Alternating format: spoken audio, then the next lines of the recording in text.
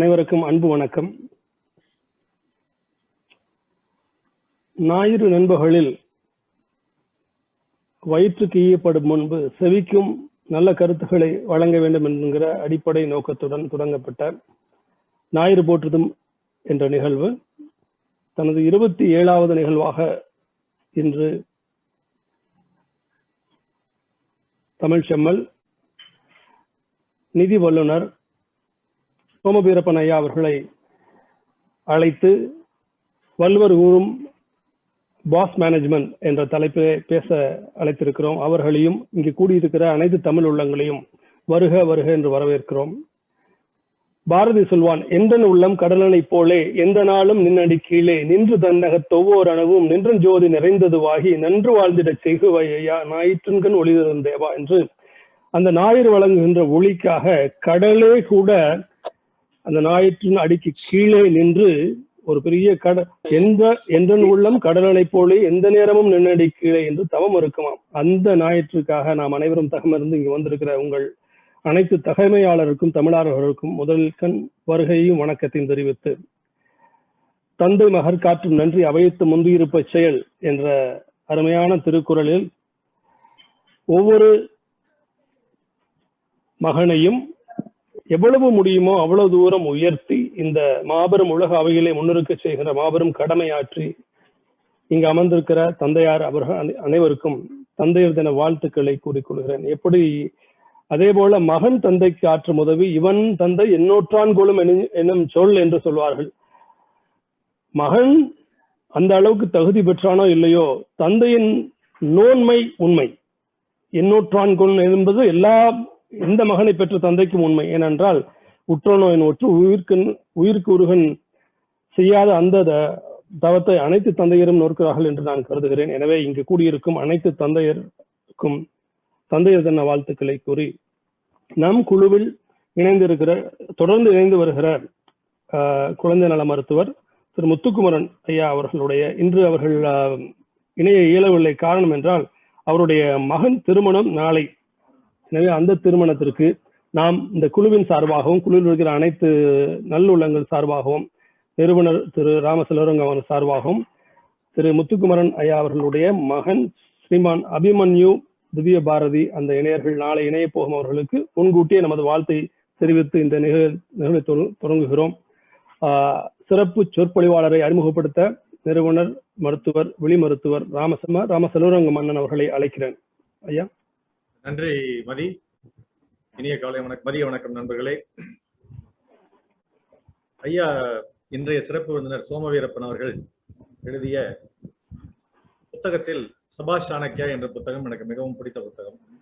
ஏன்னா திருவள்ளுவர் திருக்குறள் இது நிறைய பேர் எழுதியிருக்காங்க, நம்ம படிச்சிருக்கோம். ஆனா சாணக்கியரை பத்தி அதிகம் நம்ம கேள்விப்படாத ஒரு விஷயம். மாற்றான் தோட்டத்தும் மல்லிகைக்கும் மனம் உண்டு அப்படிங்கிற அடிப்படையில வடநாட்டில் பிறந்திருந்தாலும் அந்த சாணக்கியனுடைய அறிவில் சிறிதேனும் நமக்கு சந்தேகம் இல்லை, எல்லளவும் சந்தேகம் இல்லை.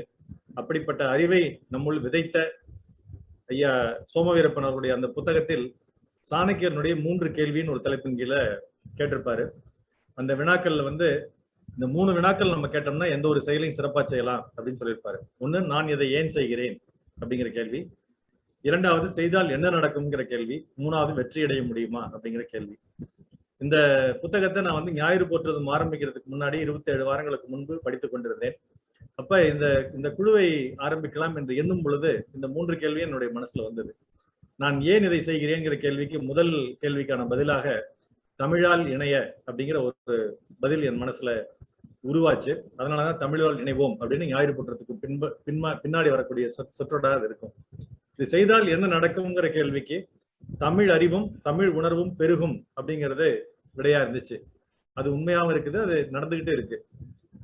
அடுத்தது, வெற்றியடைய முடியுமா அப்படிங்கிற கேள்விக்கு பதிலை இங்கே பங்கேற்பவர்கள் அனைவரும் சொன்னால் உங்களுடைய சாட் பாக்ஸ்ல சொன்னா சிறப்பா இருக்குன்னு நினைக்கிறேன். சாட் பாக்ஸ் அரட்டை பெட்டிங்கிறது சாட் பாக்ஸ் தமிழ் படுத்திருக்கோம், அரட்டை பெட்டின்னு.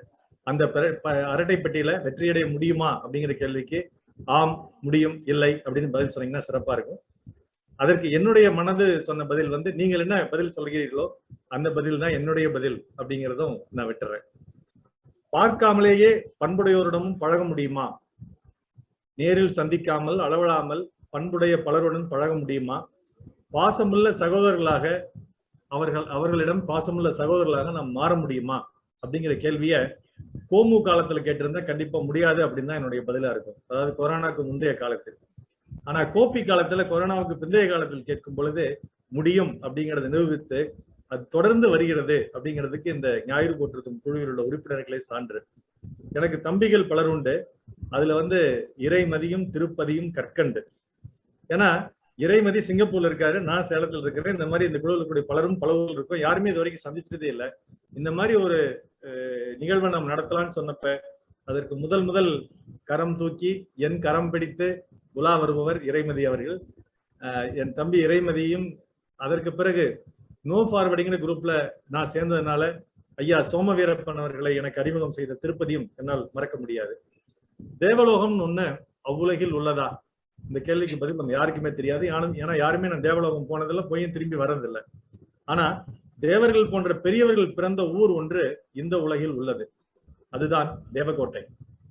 என் உடன்பிறவா சகோதரர் லேனா அவர்களுடைய தந்தை துணிவே துணை என்று நமக்கு துணிச்சல் ஊட்டிய திரு தமிழ்வாணன் அவர்கள் பிறந்த ஊர்.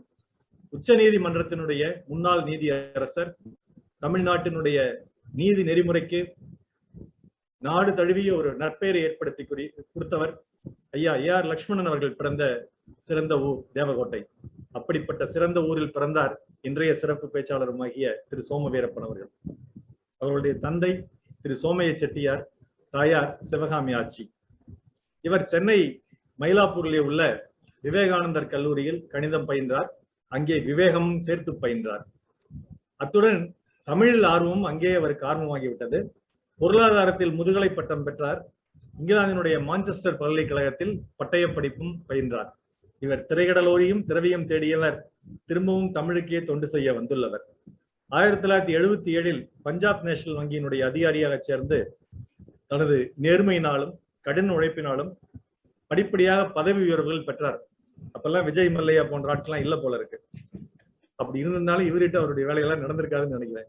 நேர்மையினாலும் கடின உழைப்பினாலும் படிப்படியாக பதவி உயர்வுகள் பெற்று 2012 பொது மேலாளராக, அதாவது ஜெனரல் மேனேஜராக பணி நிறைவு செய்தவர்.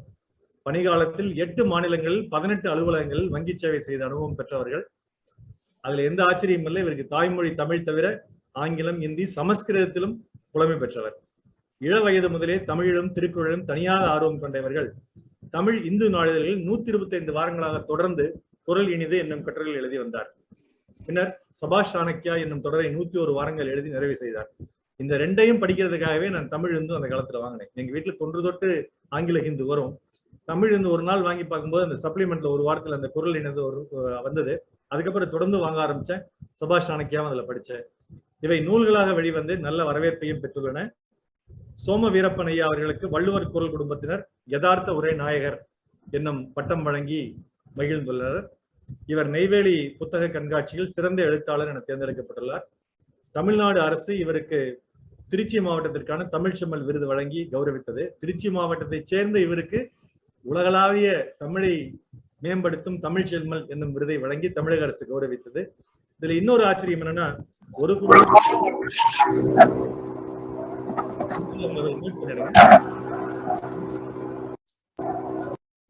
ஒரு குடும்பத்தில் ஒரு பிரபலம் இருந்தாலே அது அந்த குடும்பம் மிக பிரபலமான குடும்பமா இருக்கும். இந்த குடும்பத்தில் 3 பிரபலங்கள் இருக்காங்க. ஒண்ணு ஐயா சோம வீரப்பன், அடுத்தது நாம் இன்னும் நன்கு அறிந்த சோம வள்ளியப்பன், அவரும் ஒரு தன்முனை பேச்சாளர். மூன்றாவதாக நான் சொல்ல போறவர் சோம சின்ன வீரப்பன். அது யாருன்னு கேட்பீங்க நீங்களா? சோம வீரப்பன் திரைப்படம் நாம் நிறைய பார்த்திருக்கிறோம். கேலடி கண்மணின்னு ஒரு திரைப்படம் கொடுத்தாரு. வசந்த் அப்படிங்கிற ஒரு திரைப்பட இயக்குனர். அவர் நம்ம சோம வீரப்பன் ஐயா என்னுடைய கடைசி தம்பி.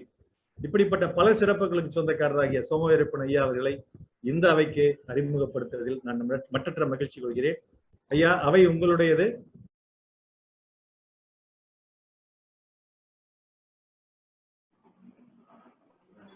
அகர முதல எழுத்தெல்லாம் ஆதி பகவன் முதற்றே உலகு. எல்லோருக்கும் வணக்கம்.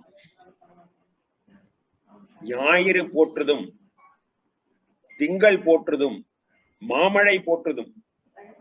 நான் பலமுறை நினைக்கிறது உண்டு, நம்ம வள்ளுவரை கொண்டாடுற போது கம்பர் இளங்கோவடிகள் எல்லாம் கொஞ்சம் மழைமறைவு பிரதேசம் ஆயிடுறாங்களோன்னு. தமிழ்ல ஆர்வம் இருக்கவங்க எல்லாத்தையுமே கொண்டாடுவாங்க. சேக்கிழாருடைய பெரிய புராணத்தை படிச்சா பக்தி சுவை நடி சொட்ட சொட்ட எழுதியிருக்காருன்னு தோணும். நீங்க இந்த ஞாயிறு போற்றுதும் அப்படின்னு அது ஸ்லேடைன்னு சொல்ல முடியாது, பொருள் பொதிந்த ஒரு தலைப்போட வச்சிருக்கீங்க, ஞாயிறு போற்றுதும்னு. அந்த ஞாயிறையும் போற்றுவோம், தமிழ் கூறும் இந்த ஞாயிறையும் போற்றுவோம், தமிழ் கூறும் உங்கள் எல்லாரையும் வணங்கி இதுக்குள்ளார நான் போறேன். இதுல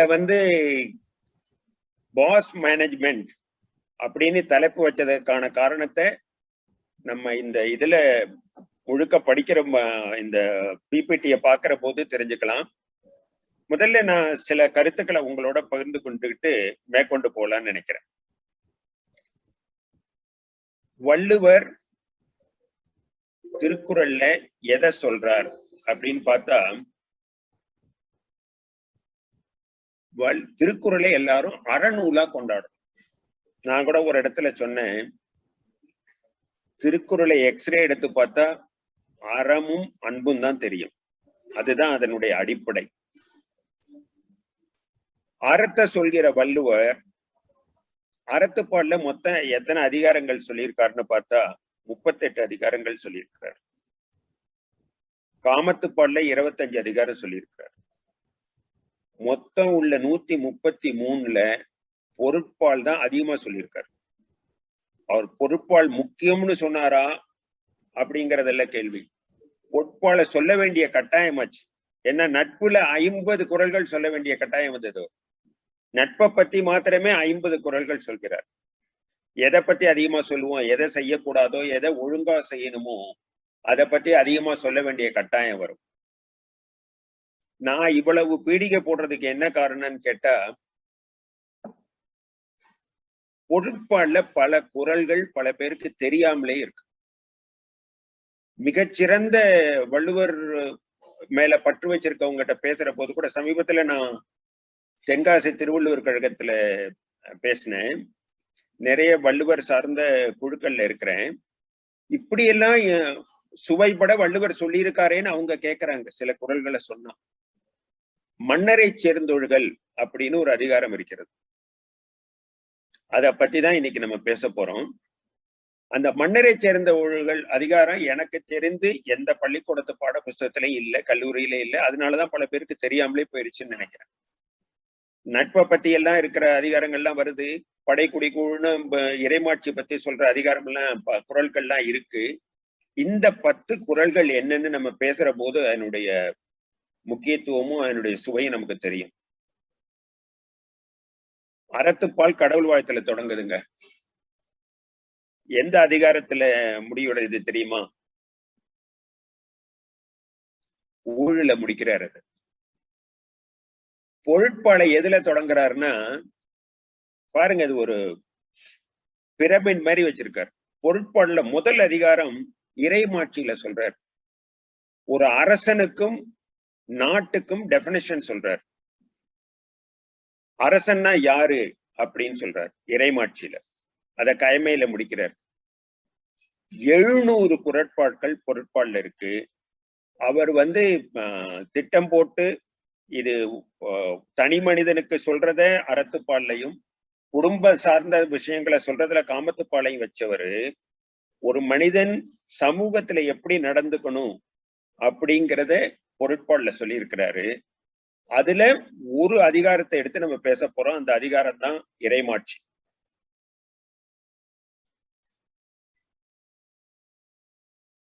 என்னுடைய அணுகுமுறை, நான் வங்கியில இருந்ததுனால குறள்ல நான் பார்த்து வியந்து ரசித்து மற்றவர்களோட பகிர்ந்து கொண்டது மேலாண்மை சார்ந்த சில குறட்பாட்கள். எல்லா உரையாசிரியர்களையும் என்ன சொல்றாங்கன்னா, ஒரு அமைச்சருக்கு சொன்னது வழியறிதல், காலமறிதல், இடமறிதல், ஆனா அதை பொதுவா எடுத்துக்கலாம் அப்படின்னு தான் பெரும்பாலான உரையாசிரியர்கள் சொல்றாங்க. நீங்க இந்த பல குறள்களை ஏற்கனவே நீங்க எல்லாம் கேட்டிருப்பீங்க, பார்த்திருப்பீங்க, ரசிச்சிருப்பீங்க, நிறைய யோசிச்சிருப்பீங்க. வழியறிதல், வினை வழியும் தன் வழியும் மாற்றான் வழியும் துணை வழியும் தூக்கி செயல். இதை விட ஒரு வழியறிதலுக்கு ஒரு மிகச்சிறந்த மிக சுருக்கமான மோஸ்ட் எலாபரேட் டெபினிஷன் இருக்க முடியாதுன்னு நினைக்கிறேன். வினைவழி, வினைவழியும் தன்வழியும் மாற்றான் வழியும் துணை வழியும் தூக்கி செயல். இந்த பீட்டர் ட்ரக்கர் சில பேர் இங்க மேனேஜ்மெண்ட் ஆளுங்களும் இருப்பாங்க அப்படின்னு மருத்துவர் செல்வரங்கம் சொன்னாரு. யார் யாரெல்லாம் நம்ம ப்ரோக்ராமுக்கு வழக்கமா வருவாங்க, எதுல மெம்பரா இருக்காங்கன்னு கேட்டேன். சுமார் 212 பேர் உறுப்பினர்களா இருக்காங்க போல இருக்கு. அது தவிர பேராசிரியர்கள், தமிழாசிரியர்கள், மேலாண்மை ஆசிரியர்கள் கூட இருக்கிறாங்கன்னு சொன்னாரு. மேலாண்மை படிச்சவங்களுக்கு தெரியும், அல்லது இப்ப கொஞ்சம் ஆரம்பிக்கிற போது விளையாட்டா பேசுறோம், வீட்டுலதான் ஹோம் மினிஸ்டர் இருக்காங்க, அவங்கதான் பாஸ்ன்னு. எந்த ஒரு வேலையை பார்க்கறதா இருந்தாலும் டாஸ்க்ங்கிற வேர்டை யூஸ் பண்ணுவாரு பீட்டர் ட்ரக்கர். அவருக்கு ரொம்ப பிடிச்சது. இன்னைக்கு தற்காலத்துல பீட்டர் ட்ரக்கரை தான் மேனேஜ்மெண்ட் குரு ஃபாதர்ன்னு சொல்றாங்க. அவர் டாஸ்க்கும் வரும். இந்த வழியறிதல மிக அழகா சொல்லியிருக்கார் வள்ளுவர். அதே மாதிரி காலமறிதல். கன்வென்ஷனல் மேனேஜர் புக் எல்லாம் நீங்க பாத்தீங்கன்னா டைம் மேனேஜ்மெண்ட்பாங்க. Time is very important, time is irretrievable. ஒரு தரம் போயிட்டா, காலம் கடந்து போயிட்டா நமக்கு திருப்பி நேரம் கிடைக்காதுன்னா சொல்லுவாங்க. வள்ளுவர் என்ன சொல்றாருன்னா காலமறிதலை சொல்றார். காலத்தினுடைய முக்கியத்துவம் மாத்திரம் சொல்லாம எந்த சமயத்துல எதை செஞ்சா வெற்றி பெறலாம், ஊக்கம் உடையான் ஒடுக்கம் பொருதகர் தாக்கற்கு பேரும் தகைத்துங்கிறார். எதையுமே காலம் அறிந்து ஞானம் கருதினும் கைகூடும், காலம் கருதி இடத்தால் செய்யும், அறிவினை என்ப உளவோ. இப்படியெல்லாம் அவர் சொல்றது importance of timing. Not just importance of time, but importance of timing. மேனேஜ்மெண்ட்ல இருக்கவங்களுக்கு தெரியும், timing is very important. Just like time is important, timing of actions is very. கொக்கொக்க கூம்பும் பருவத்து மற்றதன் குத்தொக்க சீத்த இடத்து. அப்படி பண்ணாதான் டக்குன்னு மீனை பிடிக்க முடியும். சோ காலமறிதலை பத்தி மிக அழகாக சொல்றார் வள்ளுவர். அதே மாதிரி இடனறிதல் பத்தி சொல்கிறார். நான் கூட வள்ளுவர் பத்தி எழுதுற போது அந்த குறள் எண்ணிதல் எழுதினேன். இந்த வீரப்பன் அந்த வீரப்பன் பத்தி எழுதினேன். உங்களுக்கு எல்லாம் தெரியும், வீரப்பனை பிடிக்கிறதுக்கு கோடிக்கணக்கான ரூபாய் செலவழிச்சாங்க. ஆயிரக்கணக்கான காவலர்கள் ஈடுபட்டாங்க. ரொம்ப காலம் எல்லாருக்கும் தண்ணி காமிச்சார். என்ன காரணம்னு சிந்திச்சு பார்த்தா இடம்தான் காரணம். இவங்க தேடினவங்க எல்லாம் பழக்கப்பட்டது நாடு, அவர் இருந்தது காடு. அந்த காட்டுல மலையில இருக்கும் போது காக்கைகளுடைய பறவைகளுடைய மொழி கூட அவருக்கு தெரியுமா. ரொம்ப கஷ்டப்பட்டுதான் வர பிடிச்சாங்க. இடம் என்பது ரொம்ப முக்கியம். அன்னை நீங்க அலெக்சாந்தர் கதை படிச்சிருக்கோம். அவரால் எல்லா இடத்துலயும் வெற்றி பெற முடிஞ்சது. குளிர்காலத்துல காலமும் சரியில்லை, இடமும் சரியில்லை, தோத்து போயிட்டாருன்னு. அப்பப்ப நம்ம வாழ்க்கை பாடமா படிச்சுக்கிட்டு தான் வரோம். இடம் என்பது ரொம்ப முக்கியம். கடல்ல ஓடுகிற படகு, கடல்ல செல்கிற படகு தேர் ஓடுற வீதியில போகாது. இதையெல்லாம் ஒரு இடனறிதல்ல ரொம்ப அழகா சொல்றாரு. தெரிந்து தெளிதல் சொல்லிக்கிட்டே போகலாம். தேரான் தெளிவும் தெளிந்தான் கண் ஐயரவும் தீராய் இடும்பை தரும்ன்றார். எவ்வளவு ஒரு அழகான பார். இதனால் இவன் முடிக்கும் என ஆராய்ந்து அதனை அவன் கண் விடல் என்கிறார். டெலிகேஷனுக்கு இதை விட ஒரு அழகான டெபினிஷன் நான் பார்த்ததில்லை என்னுடைய லைஃப்ல. நான் பேங்க்ல மேனேஜ்மெண்ட் சைடு இருந்ததுனால, ட்ரைனிங் காலேஜ்ல இருந்ததுனால பல பேருடைய நூல்கள் படிக்க வாய்ப்பு கிடைச்சது. Delegation is the essence of management பாங்க. இந்தியாங்கிற ஒரு பெரிய நாடை ஒரு தனி ஆளால நிர்வகிக்க முடியாது. பணி ஒப்படைப்பு செய்துதான் மேலாண்மை செய்ய முடியும். அப்பதான் பெரிய நிறுவனங்களையோ நாட்டையோ நடத்த முடியும். ஒரு மருத்துவமனையை நடத்துறாங்கன்னு வச்சுங்க, அதுக்கு ஒரு பொறுப்பாளர் இருப்பார். அவர் மற்றவங்கள்ட்ட பணி ஒப்படைப்பு தான் செய்ய முடியும். அதுல இவர் சொல்றார், ஒரு ஆளை இதனால் இவன் முடிக்கும் என ஆராய்ந்து அதனை அவன் கண் விடல், அதுக்கப்புறம் அவங்கிட்ட அந்த வேலையை விடணும் அப்படின்னு சொல்றார். அதே மாதிரி ஒருத்தங்கிட்ட வேலையை கொடுத்துட்டா அதுக்கப்புறம் சந்தேகப்பட்டு அவன் வேலை பார்த்துக்கிட்டு இருக்கும் போது நடுவுல குறுக்கிடாதீங்கன்னு சொல்றாரு. ஒரு டிரைவர் இருக்காருன்னு வச்சுங்க, டிரைவர்கிட்ட நல்ல ஆளா பார்த்து நம்ம காரை ஒப்படைச்சிட்டு பின் சீட்ல உட்காந்துக்கணுமே தவிர, வண்டியை ஓட்டிக்கிட்டே இருக்க போது இங்க பாரு எய்தாப்புல மாடு வருது, பிரேக் போடு, லெப்ட்ல ஓவர்டேக் பண்ணாத, இப்படி எல்லாம் சொல்லிக்கிட்டே இருந்தோம்னா மோதியே விட்டுருவான். நம்ம சொல்றதை வச்சே மோதி விட்டுருவோம். சமையல்லையும் அப்படிதான். மிகச்சிறந்த சமயக்காரை கொண்டு வந்து சமயக்கட்டுல விட்டோம்னா அவங்கள மேற்பார்வை பண்றேன்னு போய் என்னென்னது பண்ணுமா, எண்ணெயை குறைச்சு விடு, உப்ப கவனிச்சு போடுன்னு சொல்லிட்டு வெளியில வந்துடணுமே தவிர, சமைச்சுட்டு இருக்கும் போது அவங்க கழுத்துக்கு பின்னாடி நின்று சொல்லிக்கிட்டு இருந்தா நடக்காது. இது சின்ன உதாரணங்களா இருந்தாலும் இதுதான் மேலாண்மையில தேரான் தெளிவும் தெளிந்தான் கண்ணுயரவும் தீரா இடும்பை தரும். இதையெல்லாம் பார்த்ததுக்கு அப்புறம் நீங்க அந்த திருக்குறள்ல இருக்க அதிகாரங்களை பாத்தீங்கன்னா ஒரு மேலாண்மை நூல்ல இருக்க அதிகாரங்கள் மாதிரியே தான் இருக்கு. பிளானிங், திட்டமிடுதல், ஆர்கனைசிங், ஸ்டாஃபிங், மானிட்டரிங். வரிசையா நீங்க சந்தேகம் இருந்தா ஒரு மேலாண்மை நூலை எடுத்து வச்சு பாருங்க. அதுல என்ன அதிகாரங்கள் இருக்குமோ, சாப்டர்ஸ் இருக்குமோ, கிட்டத்தட்ட அதுல கால்வாசி அரைவாசி நம்மளுடைய திருக்குறள் நூல்ல சாப்டராவே இருக்கு, அதிகாரமாவே இருக்கு. அதனாலதான் வள்ளுவரை ஒரு மேலாண்மை குருவா பாக்குறேன். எல்லாரும் இதை பத்தி சொல்றப்போ வள்ளுவத்துல இல்லாததே இல்ல, எல்லாம் இருக்கு. அவர் மருத்துவம் பத்தி சொல்லியிருக்கிறாரு, உளவியல் பத்தி சொல்லியிருக்கிறாரு, பாட்டனி, ஜுவாலஜி, ஜியாலஜி, எக்கனாமிக்ஸ் எல்லாத்தையும் பத்தி சொல்லியிருக்காரு. உண்மைதான். ஆனா மேலாண்மை பத்தி ரொம்ப விவரமா சொல்லியிருக்கிறாரு. நான் அதை பத்தி சொல்லிட்டு அந்த மேலாண்மைக்கு ஒரு நூலாவே வைக்கணுங்கிறது என்னுடைய கோரிக்கை. அதையும் பார்ப்போம். நான் ஆங்கிலத்துல ஒரு நூல் எழுதினேன், மேனேஜ்மெண்ட் மந்த்ராஸ் ஃப்ரம் திருக்குறள்னு. எக்கனாமிக் டைம்ஸ்ல ரொம்ப நாள் முன்னாடி எழுதினேன், 10 கட்டுரை எழுதினேன் எக்கனாமிக் டைம்ஸ்ல. அதை விகாஸ் பப்ளிகேஷன்ஸ் புக்கா போட்டாங்க, management mantras from திருக்குறள்னு.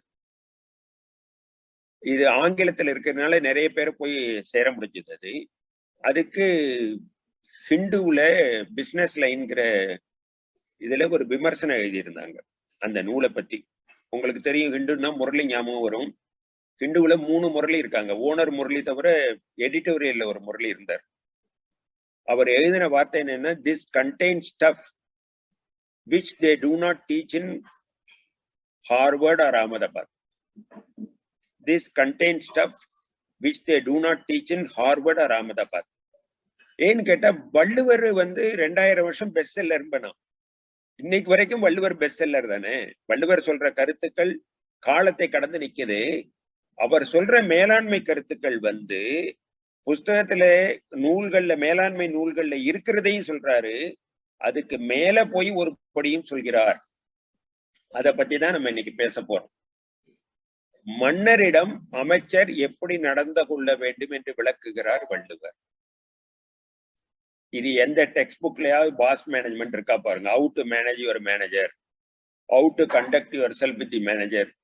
There will be financial management, operations management, technology management எல்லாம் இருக்கும். ஆனா பாஸ் மேனேஜ்மெண்ட்னு ஒண்ணு இருக்காது. ஹவு டு மேனேஜ் தி மேனேஜர்னு இருக்காது. அதை பத்தி வள்ளுவர் சொல்றாரு. வள்ளுவருடைய சிறப்பே நம்ம எங்க தப்பு பண்ணுவோமோ அதை திருத்திடுவார். என்னுடைய ஃப்ரெண்ட் ஒருத்தர் அஷ்ரப்னு இருக்காரு, வாய்ஸ் ஆஃப் வள்ளுவர்ல. அவர் இந்த 10 குறள்கள் எப்படி அமைக்கப்பட்டிருக்குன்னே ஆராய்ச்சி பண்ணியிருக்காரு. அதாவது ஒவ்வொரு சாப்டர்லையும் ஒவ்வொரு அதிகாரத்திலையும் முதல் குறள் எப்படி இருக்கு, 2வது 3வது 4வது எப்படி இருக்கு, 8 9 10 எப்படி இருக்குன்னு ஆராய்ச்சி பண்றாரு. சில கருத்துக்கள் ஒரு குறிப்பிட்ட எல்லா 10வது குறளையும் எடுத்து பாத்தீங்கன்னா ஒரு pattern இருக்குங்கிறார் our.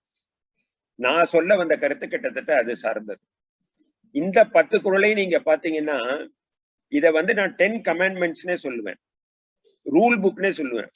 How to conduct yourself with the boss. நீங்க பாஸா இருக்கலாம், எந்த ஒரு பாஸும் இன்னொருக்கு ஜூனியரா இருப்பார். அப்படித்தானே உலகம் இருக்குது. பாஸா இருக்கவங்க இன்னொருத்தருக்கு ஜூனியரா இருப்பாங்க. As a subordinate, how you should conduct yourself with the boss. நீங்க ஒரு பணியாளராக மேலாளரிடம் எப்படி நடந்து கொள்ள வேண்டும் என்பதை மிக சுவையாக, மிக நுணுக்கமாக, மிக எளிமையாக நம்ம செய்யக்கூடிய தவறுகளை திருத்துவதற்கு வள்ளுவர் சொல்கிறார். அதை பத்தி தான் நம்ம இன்னைக்கு பார்க்க போறோம். அந்த அதிகாரம் 70வது அதிகாரம், மன்னரை சேர்ந்து விடுகள் என்பது அதன் தலைப்பு. This is about was management. முதல் குறள் அகலாத அணுகாது தீக்காய்வார் போல்க இகழ்வேந்தர் சேர்ந்தொழுகுவார். நண்பர்களே, நீங்க எல்லாரும் வெவ்வேறு உரைகளை படிச்சிருப்பீங்க. ஒரு திருக்குறளை நமக்கு புரிதலுக்கும் பாராட்டுதலுக்கும் உரையாசிரியர் ஒரு முக்கியமான காரணம் நான் நினைக்கிறேன். நமக்கு எப்படி கல்லூரியில படிக்கும் போது, விவேகானந்த கல்லூரியில படிக்கும் போது எனக்கு ஜெகநாச்சாரியார்னு ஒரு தமிழாசிரியர், அவரை நினைச்சு வணங்கணும்னா அவர் தான் எனக்கு தமிழுக்கு பிச்சை போட்டவர். கணிதம் பயிடுவோம், அப்போ எல்லாம் பார்ட் 1 பார்ட் 3 2 பார்ட் 3ன்னு இருக்கும். Part 1 Tamil, part 2 English, part 3 தான் நம்ம எடுத்த subject. Main subject maths, ancillary physics chemistry. இந்த தமிழ் பாடம் எடுக்கிற அவரு தமிழை சொல்லி கொடுத்தாருன்னா, உண்மையில சொல்ற நண்பர்களே, கற்க கசடரங்கிற ஒரு குறளை 7 நாள் நடத்தினார். 7 நாள் என்னென்னவோ அதுல காமிச்சார். அவருக்கு ஆங்கிலம் தெரியும், சமஸ்கிருதம் தெரியும், மில்டன்ல இருந்து கோட் பண்ணுவார், ஷேக்ஸ்பியர்ல இருந்து கோட் பண்ணுவார். அவரு என்ன சொல்லுவாருன்னா, பரிமேலழகரை ரொம்ப பாராட்டி சொல்வார். அவர் திருக்குறளை எல்லாரும் சரியா புரிஞ்சுக்கலைங்கிறதுக்காக திருவள்ளுவரே பரிமேலழகர் அவதாரம் எடுத்தாரு, அதுக்கப்புறம் உரை எழுதினாரு சொல்லுவார். இவ்வளவு பீடிகை எதுக்கு சொல்றேன்னா, ஒரு நல்ல உரை இருந்தா நம்மளுடைய குறளுடைய புரிதல் நல்லா இருக்கும். நம்ம சரியா தெரிஞ்சுக்கிட்டு இன்னும் ஆழமா புரிஞ்சுக்கும். நான் அதிகமா பாராட்டுற நூல் இது, ஜி வரதராசனாருடைய உரை நூல். திருமூலர் திருமந்திரத்துக்கு உரை எழுதினவர் இவர். வரதராசனார்னு எளிமையா வரதராசனார் ஒருத்தர் எழுதினார். அவருடைய உரைய நூத்துக்கணக்கான பதிப்பு நிறைய வித்திருக்கு. முதல்ல எளிமையா எழுதினவர். இதுல ரொம்ப நுட்பமா எழுதியிருக்கார். அதே மாதிரி தமிழண்ணல் உரையும் வாசுப்பா மாணிக்கனாருடைய உரையும் நான் வெகுவா பாராட்டுறது. தமிழண்ணல் நம்ம சி ராஜேந்திரன் ஐயா வாய்ஸ் ஆஃப் வள்ளுவர் தலைவர் சொல்றேன், எங்க சொன்னாலும் இதை நீங்க சொல்லிருவீங்கன்னு. உண்மைதான். அவர் சொல்வன்மை அதிகாரத்துக்கு எப்படி விளக்கம் சொல்றாருன்னா, 10 குறள் சொல்லியிருக்காரு அவர். அந்த 10 குறளும் ஒவ்வொரு குறளும் யாருக்கு சொன்னதுன்னு வேற யாரும் உரையாசிரியர் எழுதல, தமிழண்ணல் மாத்திரம் எழுதியிருக்கிறார். எப்படி எழுதுறாருன்னா, இது பட்டிமன்ற பேச்சாளர்களுக்கு பொருந்தும், இது வாணிபத்துக்கு பொருந்தும், இந்த மாதிரி எல்லாம் விவரமா எழுதுறாரு தமிழண்ணல். வாசிப்ப மாணிக்கனாரை பத்தி சொல்லவே வேண்டாம். திருக்குறள் எப்படி ரத்தின சுருக்கமா இருக்கோ அதே மாதிரி ஒரு ரத்தின சுருக்கமான உரை எழுதினவர் அவர். அப்படி சாரத்தை புழிஞ்சு ஜூசும்பாங்கல்ல, அந்த மாதிரி எழுதினார் அவர். இந்த உரைகளை என்னுடைய நண்பர் ஒருத்தர் இங்க நம்ம வாசிப்போம், இவருக்கு திருப்பதியுடைய இவர் தான் அவங்க சுப்பையான்னு சொல்லுவாங்க, அவங்களுடைய அப்பா. எங்க போனாலும் திருக்குறள் புத்தகத்தை உங்க பையில வச்சுங்க. டாக்டர் வீட்டுல வெயிட் பண்ணாலும் சரி, நிறைய பேர் டாக்டர் எங்களை காக்க வச்சு தானே பார்ப்பீங்க, பார்க்கிற போது அதை படிங்க. ஏர்போர்ட்ல இருந்தாலும் அதை வச்சுங்க. எங்க போனாலும் அந்த நூலை எடுத்து நேரத்தை வீணடிக்காம படிப்பாங்க. உரையாசிரியர்கள் தான் நமக்கு வழிகாட்டிகள், இருட்டு அறையில நமக்கு வெளிச்சம் போடுறவங்க. எனவே நம்ம திருப்பி இந்த குறளுக்கு வருவோம். அகலாது அணுகாது தீக்காய்வார் போக சேர்ந்து விடுவார். வள்ளுவர் தன்னுடைய இன்இமிட்டபிள் ஸ்டைல்ல சொல்றாரு. ஃபர்ஸ்ட் டெஃபினிஷன் சொல்லுவாரு, அல்லது பேசிக் ரூல் சொல்லுவாரு. இதுல என்ன சொல்றாருன்னா, அரசரை சார்ந்து வாழ்கின்றவர் அவரை மிக நீங்காமலும் மிக அணுகாமலும் நெருப்பில் குளிர் காய்கின்றவர் போல இருக்க வேண்டும். ஆற்றோர மரமும் அரசரிய வீட்டிருந்த வாழும் விழுமன்றே அப்படிங்கிறது படிச்சிருக்கணும். ஆத்தோரத்துல இருக்க மரம் ஜாலியா இருக்குமா, தண்ணிக்கு கஷ்டமே பட வேணாம்ல, எப்ப வேணாலும் உடனே தண்ணி கிடைச்சிடும். ஆனா அதே மரம் வெள்ளம் வந்தா உடனே விழுந்துடும். இந்த அரசர் பக்கத்துல இருக்கிறது ஒரு ஜாலியா இருக்கலாம், பவரை என்ஜாய் பண்ணலாம். ஆனா ஏதாவது தப்பு நடந்து போனா அவிஞ்சு போயிடும். அத சொல்றார், குளிர் காய்வது போல மிக அருகில சென்று விடாமலும் மிக விலகி போய்விடாமலும் இருக்கணும். அதுக்கு வரதராசரனுடைய உரை, நீங்க இது சமயத்துல நான் குரல் திறன் பத்தி சொல்லி ஆகணும். இது கொல்லன் வீதியில ஊசி விக்கிற மாதிரிதான், உங்களுக்கு எல்லாம் தெரிஞ்சிருக்குமா இருக்கும். குரல் திறன்னு ஒரு வெப்சைட் இருக்கு. இன்னைக்கு தேதியில திருக்குறளுக்கு நீங்க ஏதாவது பார்க்கணும்னா டக்குன்னு அந்த வெப்சைட்ல போய் பார்த்தா போதும். குறளை சொல்றாங்க, அதுக்கு பரிமேலருடைய உரை சொல்றாங்க, அப்புறம் பழைய உரைகள் புதிய உரைகள்னு வித்தியாசம் பண்ணி சொற்களுக்கெல்லாம் பொருள் சொல்லிட்டு அப்புறம் திறன் உரைன்னு ஒண்ணு போட்டிருக்காங்க. ரொம்ப ஆராய்ச்சி எழுதியிருக்காங்க. அதுல போய் பார்த்தா எல்லா உரையும் அட் அ கிளான்ஸ் பார்க்க முடியும். அவர் காலத்திற்கு தக்கபடி விலகி இருந்தும் உரிய மதிப்பு காட்டி அணுகி இருந்தும்னு உரை எழுதுறாங்க. நான் பண்றது என்னன்னு கேட்டா, அரசர்னு போட்டிருக்க இடத்துல எல்லாம் எக்ஸிகியூட்டிவ் அல்லது மேனேஜர்னு போட்டுங்க, அமைச்சர்னு போட்டிருக்க இடத்துல எல்லாம் பணியாளர்னு போட்டுங்க. நமக்கு அப்படியே வள்ளுவர் அரசருக்கு இதுல நமக்கு எதுனதுதான் ஆயிக்கலாம், அப்படியே புரிஞ்சிடும். எப்படி ஒரு அரசங்கிட்ட அமைச்சர் விலகி ரொம்ப தள்ளி போயிடாமலும் ரொம்ப பக்கத்துல போகாமலும் இருக்கணுமோ, அதே போல பணியாளர்கள் தன்னுடைய தலைமை அதிகாரி அல்லது மேலதிகாரி கிட்ட ரொம்ப நெருங்கி போயிடக்கூடாது. இப்ப என்னுடைய நண்பர் ஒருத்தர் இருந்தார், ரீஜனல் மேனேஜர், ஒரு ஜோனல் மேனேஜர் இருக்கும்போது நானும் அந்த நண்பர், நாங்க பெங்களூர்ல வேலை பார்த்தோம். எங்களுடைய மேலதிகாரி சென்னையில இருந்து பிளைட்ல வருவார். அவரை ஏர்போர்ட்ல பார்க்க போவோம். விமான நிலையத்துக்கு போனா போறது ஒரு 4 பேர் தான் போவோம். மொத்தம் அலுவலகத்துல 40 பேர் இருப்போம். அந்த 4 பேர்ல ஒரு ஆளா நம்ம போறோமேன்னு ரொம்ப மகிழ்ச்சியா இருக்கும், நம்ம ஒரு முக்கியமான ஆள்னு. அங்க விமான நிலையத்துக்கு போன உடனே அவருடைய மகிழ்வு அல்லது கார்ல ஏறி உட்கார்றதுக்கு ஒரு ஆளை தான் கூப்பிடுவார். அதுல சின்ன போட்டி மாதிரி இருந்து, ஆஹா நம்ம முக்கியமான உள்ள உட்கார்ந்துனோம்னா அது வரைக்கும் பரவாயில்ல. ஆனா அங்க போய் உணவு விடுதியில இறங்கின உடனே அந்த கார்ல போனவர் தான் பொட்டியை தூக்குற மாதிரி இருக்கும். இவர் கொஞ்சம் அந்த ஆளை உணவு விடுதி ஆளை கூப்பிட்டு நீங்க எடுத்துன்னு போங்க அப்படின்னு சொன்னா கூட, இவர் தான் இப்படி நம்ம பின்னாடியே சுத்துறானே சொல்லி அவர் இந்தப்பா இந்த பொட்டி எங்க இருக்கு எடு அப்படிங்கிற மாதிரி வந்துப்பார். இது எல்லாரும் நம்ம வாழ்க்கையில பாக்குறதுதான். நம்ம மேல் விழுந்து பழகணும்னா நம்ம கிட்ட எக்ஸ்பெக்டேஷன் ஜாஸ்தி ஆயிடும். அவர் என்ன சொல்றாரு, பொருள் எழுதுறவங்க, இந்த மேலதிகாரிகள் அடிக்கடி அன்பு மாறும் இயல்பினரும், அவங்களுக்கு பவர் இருக்கு. பவர் இருக்கிறதுனால கொஞ்சம் அவங்க ஆட்டிடியூடு அந்த மாதிரிதான் மாறும். எடுத்துட்டு வந்தா என்ன, இந்த ஆளு தூக்குனா என்ன, கதவை திறந்து விட்டா என்ன, எல்லாருடைய ஈகோவும் கார் கதவை திறந்து விடவோ சாத்தி விடவோ ஒத்துழைக்காதே. வரதராசனார் ஜி வரதராசனார் மன்னருக்கு தக்கபடி அன்பு காட்டி விலகி இருந்தும், விலகி இருக்கணுமா, அன்பு காட்டி விலகி இருக்கணும். அணுகி இருக்கிறதுக்கு என்ன வார்த்தை போடுறாரு பாருங்க, மரியாதை காட்டி அணுகி இருந்தும் பழக வேண்டும். இது ரெண்டையும் ரொம்ப ரசிச்சு படிச்சனா, மன்னருக்கு தக்கபடி அன்பு காட்டி விலகி இருந்தும் மரியாதை காட்டி அணுகி இருந்தும் பழக வேண்டும். Rule number 1, keep safe distance from the boss. ஆங்கிலத்துல எழுதினதுக்கு மன்னிக்கவும். என்ன ஆச்சுன்னு கேட்டா, நான் இந்த ப்ரோக்ராம் போடுற போது எனக்கு சில நண்பர்கள் அமெரிக்காவில் இருக்காங்க, சிங்கப்பூர்ல இருக்காங்க, லண்டன்ல இருக்காங்க.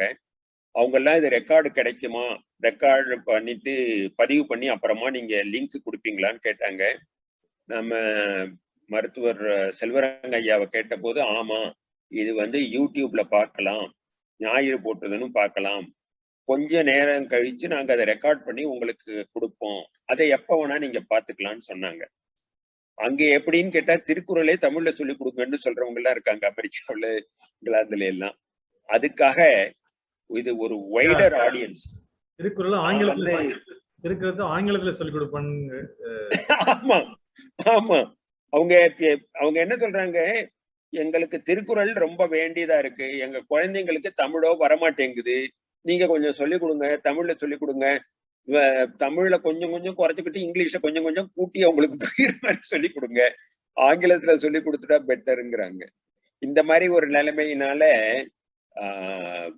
சில பேரு மேனேஜ்மெண்ட் ப்ரொஃபசர்ஸும் வருவாங்கங்கிற மாதிரி சொன்னாங்க செல்வரங்கம் ஐயா. அதனால ஆங்கிலத்துல எழுதி அப்புறம் தமிழாக்கம் பண்ணுவோமான்னு பார்த்தேன். சரி, ரெண்டையும் கலந்தே செய்வோம் அப்படின்னு போட்டிருக்கேன். Keep safe distance from the பாஸ்னு ஒரு ரூல் சொல்லணும். ரெண்டாவது, வள்ளுவர் சொல்றது ரொம்ப ரொம்ப சுவையானது. மன்னர் விழைய விழையாமை மன்னரால் மன்னிய ஆக்கம் தரும். எப்படி ஒரு இது போட்டிருக்காரு பாருங்க வள்ளுவரை. முதல்ல சொன்னாரு, ஐயா ரொம்ப கெட்டக்க போயிடாத, விலகி போயிடாதேன்னாரு. அடுத்து மனுஷன் கீழே வேலை பார்க்கறவன் செய்யக்கூடிய தப்பு, இயற்கையா செய்யக்கூடிய தப்பு, அத அவனுக்கு காஷன் பண்றாரு, எச்சரிக்கை மணி அடிக்கிறார். மன்னர் விழைய விழையாமை, மன்னர் ஆசைப்படுறதுக்கெல்லாம் நீ ஆசைப்படக்கூடாதுங்கிற. இதுல நான் போட்டிருக்க படம் என்னுடைய குரல் நிதி நூல் இருந்துதான் போட்டிருக்கேன். நான் வாழ்க்கையை அனுபவப்பட்ட போது என்னன்னு கேட்டா, பழைய காலத்தை நினைச்சு பாருங்க. முதல்ல அரசரை புகழ்ந்து பாடுவாங்க, அவங்களுக்கு பொற்காசு கொடுப்பாங்க. உண்மையிலே அரசர் வீரதர ஆளா இருக்கலாம், நாடெல்லாம் வச்சிருக்கலாம், கெட்டிக்காரரா இருக்கலாம். அமைச்சர் தானே புத்திசாலியா இருப்பாரு. அரசருக்கு ஒரு 10 பாட்டு பாடினா அமைச்சருக்கு 2 பாட்டு பாட முடியுமா பொற்காசு வைக்கிறதுக்கு? பாடுறது இந்த திருவிளையாடல் படத்துல வரும்ல, நாகேஷ் சொல்லுவாரு மன்னா அரசே அப்படின்னு வரிசையா சொல்லிட்டு போய் கடைசியில உண்மையான அரசர்கிட்ட போனோம்னு அவர்கிட்ட சொல்றதுக்கு வார்த்தையே இருக்காது. வழியில உட்கார்ந்து இருக்கவங்களை எல்லாம் என்னென்னவோ சொல்லிட்டு போவார். இந்த புகழ் பாடப்படுவது என்பது மன்னருக்கே உடையது, அமைச்சருக்கெல்லாம் அது கிடைக்காது. அதே மாதிரிதான் ஆபீஸ்லயும் ஒரு அலுவலகத்திலையும் ஸ்துதி பாடுறது. இது சரியா தப்பாங்கிறது அல்ல. வள்ளுவர் நீங்க ஸ்துதி பாடுங்கன்னு சொல்லல, நீங்க தேவையில்லாம ஒருத்தரை புகழ்ந்து பாடுங்கன்னு சொல்லல. வள்ளுவர் சொல்றது ரொம்ப நுணுக்கமான உண்மை.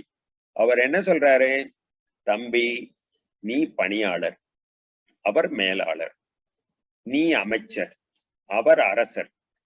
அவர் ஆசைப்படுறதுக்கு நீ ஆசைப்படக்கூடாது. என்னுடைய நண்பர் ஒருத்தர் சொன்னாரு, நான் பேசிட்டு, ஆமா ஆமா ஐயா, அவர் பண்றதெல்லாம் நம்ம ஆசைப்பட முடியாது, அவர் அந்த படம் வச்சிருந்தா மந்திரி வச்சுக்க முடியுமான்னு கேட்டார். நல்ல கேள்வி. இவங்க என்ன பண்ணுவாங்க, அலுவலகத்துல இருக்கிறவங்க ஜென்ரலா ஒரு பெரிய அதிகாரி வந்தா நிறைய, இது அரசியல்லையும் பாக்குறோம், நான் உதாரணங்கள் சொல்ல வேணாம்னு பாக்குறேன், அரசியல்லையும் பாக்குறோம், எங்கேயுமே அப்படித்தான். நம்பர் 1 இருக்கிறவருக்கு சில தகுதிகள் உண்டு, சில அட்வான்டேஜஸ் உண்டு, சிலது அவருக்கு உண்டு, அது உனக்கு கிடையாது. நிறைய போட்டோ எடுப்பாங்க. சில பேர் புரியாம என்ன பண்ணுவான், அவனும் போய் நடுவுல ஒரு 2 போட்டோல நிப்பான். நிச்சயமா இது மேனேஜருக்கு பிடிக்காது. அவர் தன்னுடைய இம்பார்ட்டன்ஸ் அதிகமா இருக்கணும்னு நினைப்பார். நீங்க பார்த்திருப்பீங்க, கான்பரன்ஸ் எல்லாம் மீட்டிங் நடக்கிற போது இந்த நம்பர் 1 வந்திருக்கவங்க விஐபிக்கு மாத்திரம் தட்டுல காலிஃபிளவர் மஞ்சூரி எல்லாம் பார்த்து பொறுக்கி பொறுக்கி எடுத்து, காஜு கட்லி எல்லாம் பார்த்து பொறுக்கி எடுத்து அவருக்கு தட்டுல கொண்டு போய் கொடுப்பாங்க. அவருக்கு கொடுத்ததுக்கு அப்புறம் பக்கத்துல இருக்க 2வது ஆளுக்கு கொடுத்தா முதல் ஆளுக்கு கொடுத்த முக்கியத்துவமே போயிடும். அது கொடுக்குறவங்களுக்கு மாத்திரம் கொடுத்துட்டு அதோட நிறுத்தினாதான் அதனுடைய முக்கியத்துவமே இருக்கும். 2வது ஆளுக்கு கொடுத்தா அப்புறம் முதல் ஆளு 2வது ஆளு. நான் ஒரு கல்யாணத்துல ஒருத்தரை கூப்பிட்டிருந்தேன். அவர் சொல்லியிருந்தாரு, எனக்கு விஐபி நாற்காலி வேணும்னாரு.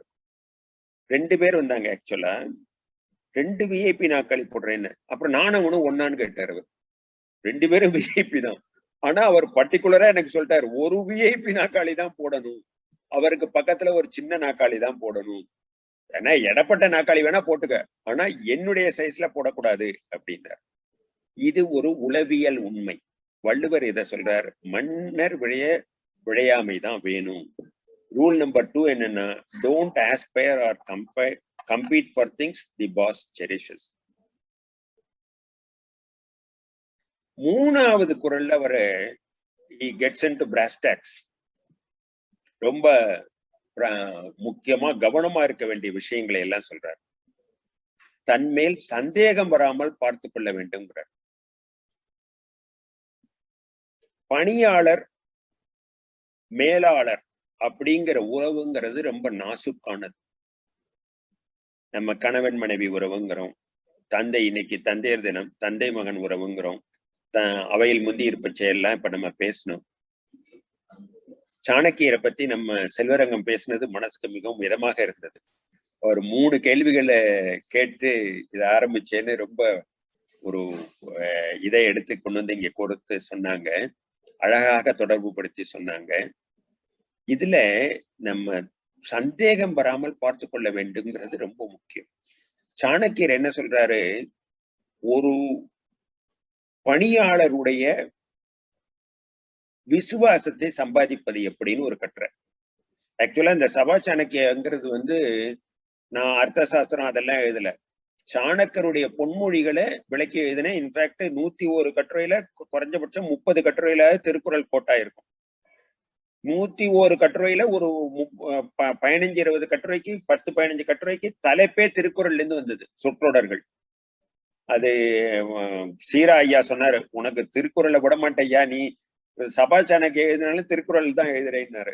அது நமக்கு உள்ள ஊறி போச்சு. அந்த மாதிரி வாசுப்ப மாணிக்கனார் சொன்னார்ல, திருக்குறள் எனும் இலக்கிய நீர் பாயாத வயல்களே இல்லை அப்படின்னு சொன்ன கதை தான் அது. இவர் என்ன சொல்றாரு, விசுவாசத்தின் விலைன்னு சொல்லிட்டு அந்த கட்டுரைக்கு தலைப்பு அவர் சொல்றாரு, விசுவாசத்தின் விலை என்ன தெரியுமா, ஒருத்தனுடைய ஒரு எம்ப்ளாயினுடைய டிவோஷனை சம்பாதிக்கணும்னா, விசுவாசத்தை சம்பாதிக்கணும்னா என்ன பண்ணணும்னு அவர் சொல்றாரு. சாணக்கியர் பல விஷயங்கள் ரொம்ப அழகா சொல்லியிருக்காரு. உயிர் வாழ்வதற்கு 3 வேணுங்கிறார். நம்ம உணவு, நீரு, காற்றுன்னு நினைப்போம்.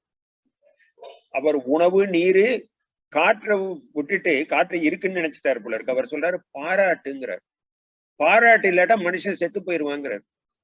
அங்கீகாரம் அல்லது பாராட்டு ரொம்ப முக்கியங்கிறார். அந்த மாதிரி இதுல அவர் சொல்றது வந்து விசுவாசத்தின் விலை விசுவாசம்ங்கிறார். நீ வந்து ஒரு பணியாளர்கிட்ட விசுவாசம் வேணும்னா நீ விசுவாசமா நடந்துக்க, அவனை சப்போர்ட் பண்ற, அவனுக்கு ப்ராப்ளம் இருக்கும் போதுதான் அவனை சப்போர்ட் பண்ணுவாங்கிறார். கிட்டத்தட்ட அந்த கருத்து தான் இதுல இருக்கு. தன்மேல் சந்தேகம் வராமல் பார்த்து கொள்ள வேண்டும், கடுத்தவன் தேற்றுதல் யாருக்கு முடியுது. சந்தேகம் வராமைன்னா முதலாவது உங்களுடைய நாணயம் பத்தி, நேர்மை பத்தி சந்தேகமே வரக்கூடாது. ஒரு தடவை சந்தேகம் வந்துடுச்சுன்னா அதை சரி பண்றது ரொம்ப கஷ்டம். அதே மாதிரி உங்க திறமை பத்தி சந்தேகம் வரக்கூடாது. நாணயம், திறமை, அப்புறம் உங்களுடைய டிவோஷன், நீங்க விசுவாசமா இருக்கீங்க ஆர்கனைசேஷன்ங்கிறதுக்கு. நாணயமும் விசுவாசமும் சிறிது வேறுபட்டவை. அதுக்கு அவர் சொல்றது கடுத்த பின் தேற்றுதல் யாருக்கும் அரிது, தவறு நடந்து போச்சுன்னா அதை சரி பண்ண முடியாது அப்படின்னு சொல்றாரு. Rule number 3, don't give room for suspicion. அடுத்து, செவிச்சொல்லும் சேர்ந்த நகையும் அவித்தொழுகள் ஆன்ற பெரியாரகத்து. செவிச்சொல்லும் சேர்ந்த நகையும் அவித்தொழுகள் பெரியார். நம்ம பார்த்திருக்கோம், இவங்க வந்து மீட்டிங் நடத்துறது ஒரு பர்த் ரைட் இந்த பாசஸ்க்கெல்லாம். இப்போ எல்லாம் ஜூம்ல போட்டு அறுக்குறாங்க. நீங்க டாக்டர்கள்லாம் எப்படின்னு தெரியல, காலையில கூப்பிட்டு உட்கார வச்சு பேசுவாங்களே என்னவோ. இந்த பேங்க் மாதிரி இடங்கள்ல எல்லாம் நான் கூட வேடிக்கையா சொல்றது, it is suppose to motivate. இந்த பெரிய ஆபீசர்ல வந்து they are supposed to motivate the juniors. நான் சொல்ல ஒரு மெஷின் ஒண்ணு கண்டுபிடிக்கணும் ஐயா, மீட்டிங் ஆரம்பிக்கிறதுக்கு முன்னாடி இந்த மிஷினை தட்டி விட்டு மோட்டிவேஷன் லெவல்ல ஒரு நம்பரை சொல்லணும். மீட்டிங் முடிஞ்சதுக்கு அப்புறம் திருப்பி டெஸ்ட் பண்ணணும். சத்தியமா சொல்றேன், பல பேர் பேசினாங்கன்னா ஏன்டா இந்த ஆர்கனைசேஷன்ல வேலை பார்க்கறோம், மோட்டிவேஷன் கம்மியாயிடும். மோட்டிவேஷன்ங்கிறது it depends on the person's capacity to motivate. இந்த மாதிரி மீட்டிங்ஸ் நடக்கிற போது பல பேர் போர் அடிச்சு பேசுறதுனால பக்கத்துல இருக்கவங்ககிட்ட காது கடிச்சு பேசுறது, சிரிக்கிறது, இதெல்லாம் இயற்கையா நடக்கிறது. காதை கடிக்கிறதும் பொம்முல நீங்க நம்ப மாட்டீங்க, நான் வங்கியில இருக்கும்போது டெல்லியில கூப்பிடுவாங்க ஜோனல் கான்ஃபரன்ஸ். காலையில 10 மணிக்கு உட்கார வச்சு 1:30 மணி 2 மணி வரைக்கும் இருப்பாங்க.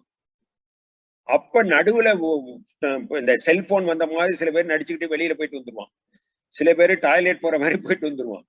அப்பவும் போர் அடிச்சுன்னா பக்கத்துல இருக்க ஏதாவது பேசினா ஒரு 40-50 பேர் இருக்கிற இடத்துல மேலதிகாரிக்கு கோபம் வந்துடும். நம்ம பேசுறதை கேட்காம இவங்க 2 பேரும் என்ன பேசிட்டு இருக்காங்க. நான் கூட எழுதினேன் ஆங்கிலத்துல எழுதும் போது, they may think that they are speaking about you or even against you. அவங்க பேசுறது நம்மளத்தான் கிண்டல் பண்றோம்னு நீங்க சாதாரணமா பேசினா கூட உங்களுக்கு சந்தேகம் வந்துடும். செவிச்சொல்லும் சேர்ந்த நகையும் அவித்தொழுகள் ஆன்ற பெரியாரகத். பெரியவங்ககிட்ட பேச்ச கேட்கிற போது you should pay raped attention. even if it is unadulterated boredom, or at least act so. அடுத்து அவர் சொல்றது 5வது குறளுக்கு வந்துட்டோம். நம்ம 12 மணிக்கு போல 12:10 12:15 ஆரம்பிச்சதுனால நானும் 1:15 முடிச்சிடலாம்னு நினைக்கிறேன். அதுக்கப்புறம் நம்ம டிஸ்கஷன் வச்சுக்கலாம். எப்பொருளும் ஓரார் தொடரார் மற்ற பொருளை விட்டக்கால் கேட்க மறை. 5வது குறள். இந்த அலுவலகங்கள்ல ஒரு கியூரியாசிட்டி இருக்கும் எல்லாருக்குமே, என்ன நடக்குது அப்படின்னு. சுதானந்த பாரதிங்கிறவர் ஆங்கில மொழிபெயர்ப்பு கொடுத்திருக்காரு. நிறைய பேர் ஆங்கிலத்துல மொழிபெயர்த்திருக்காங்க. ஒரு தடவை அஸ்ரஃப் ஐயாவோட கேட்ட ஆங்கில மொழிபெயர்ப்பு யாரும் என்னுடைய நண்பர்கள் ரொம்ப பேர் கேட்பாங்க, திருக்குறளுக்கு ஒரு நல்ல ஆங்கில மொழிபெயர்ப்பு கொடுங்க, நாங்க அதை படிக்கணும் அப்படின்னு கேட்பாங்க. ஒரு குறள் சொல்லிட்டா கூட அசந்து போயிடுவாங்க, இவ்வளவு நல்லா சொல்லியிருக்காரா வள்ளுவர், எங்களுக்கு தெரியாம போயிடுச்சு, do you have a full translation of Thirukkural அப்படின்னு கேட்பாங்க. இவர் ரிதமிக்கா டிரான்ஸ்லேட் பண்ணார் சுதானந்த பாரதி. போயட்டிக்கா ரிதமிக்கா சந்தத்தோட பண்ணார். Seek not, ask not the secret of the king to hear, but if he lets the matter forth to give ear. சொன்னாதான் கேட்கணும், நம்மளா போய் ஒட்டு கேட்க கூடாது. இந்த மேலதிகாரிகள்கிட்ட போய் இது டாப் சீக்ரெட், அப்படி ஒரு அபிஷியல் சீக்ரெட், வெளியில தெரியக்கூடாது அப்படின்னா அப்படி இருந்துட்டு போறது. நீங்க எதுக்கு மூக்க நுழைக்கிறீங்க அல்லது காதை நுழைக்கிறீங்க, கேட்காதீங்க அப்படிங்கிறார் வள்ளுவர். அடுத்ததுக்கு போவோம். குறிப்பறிந்து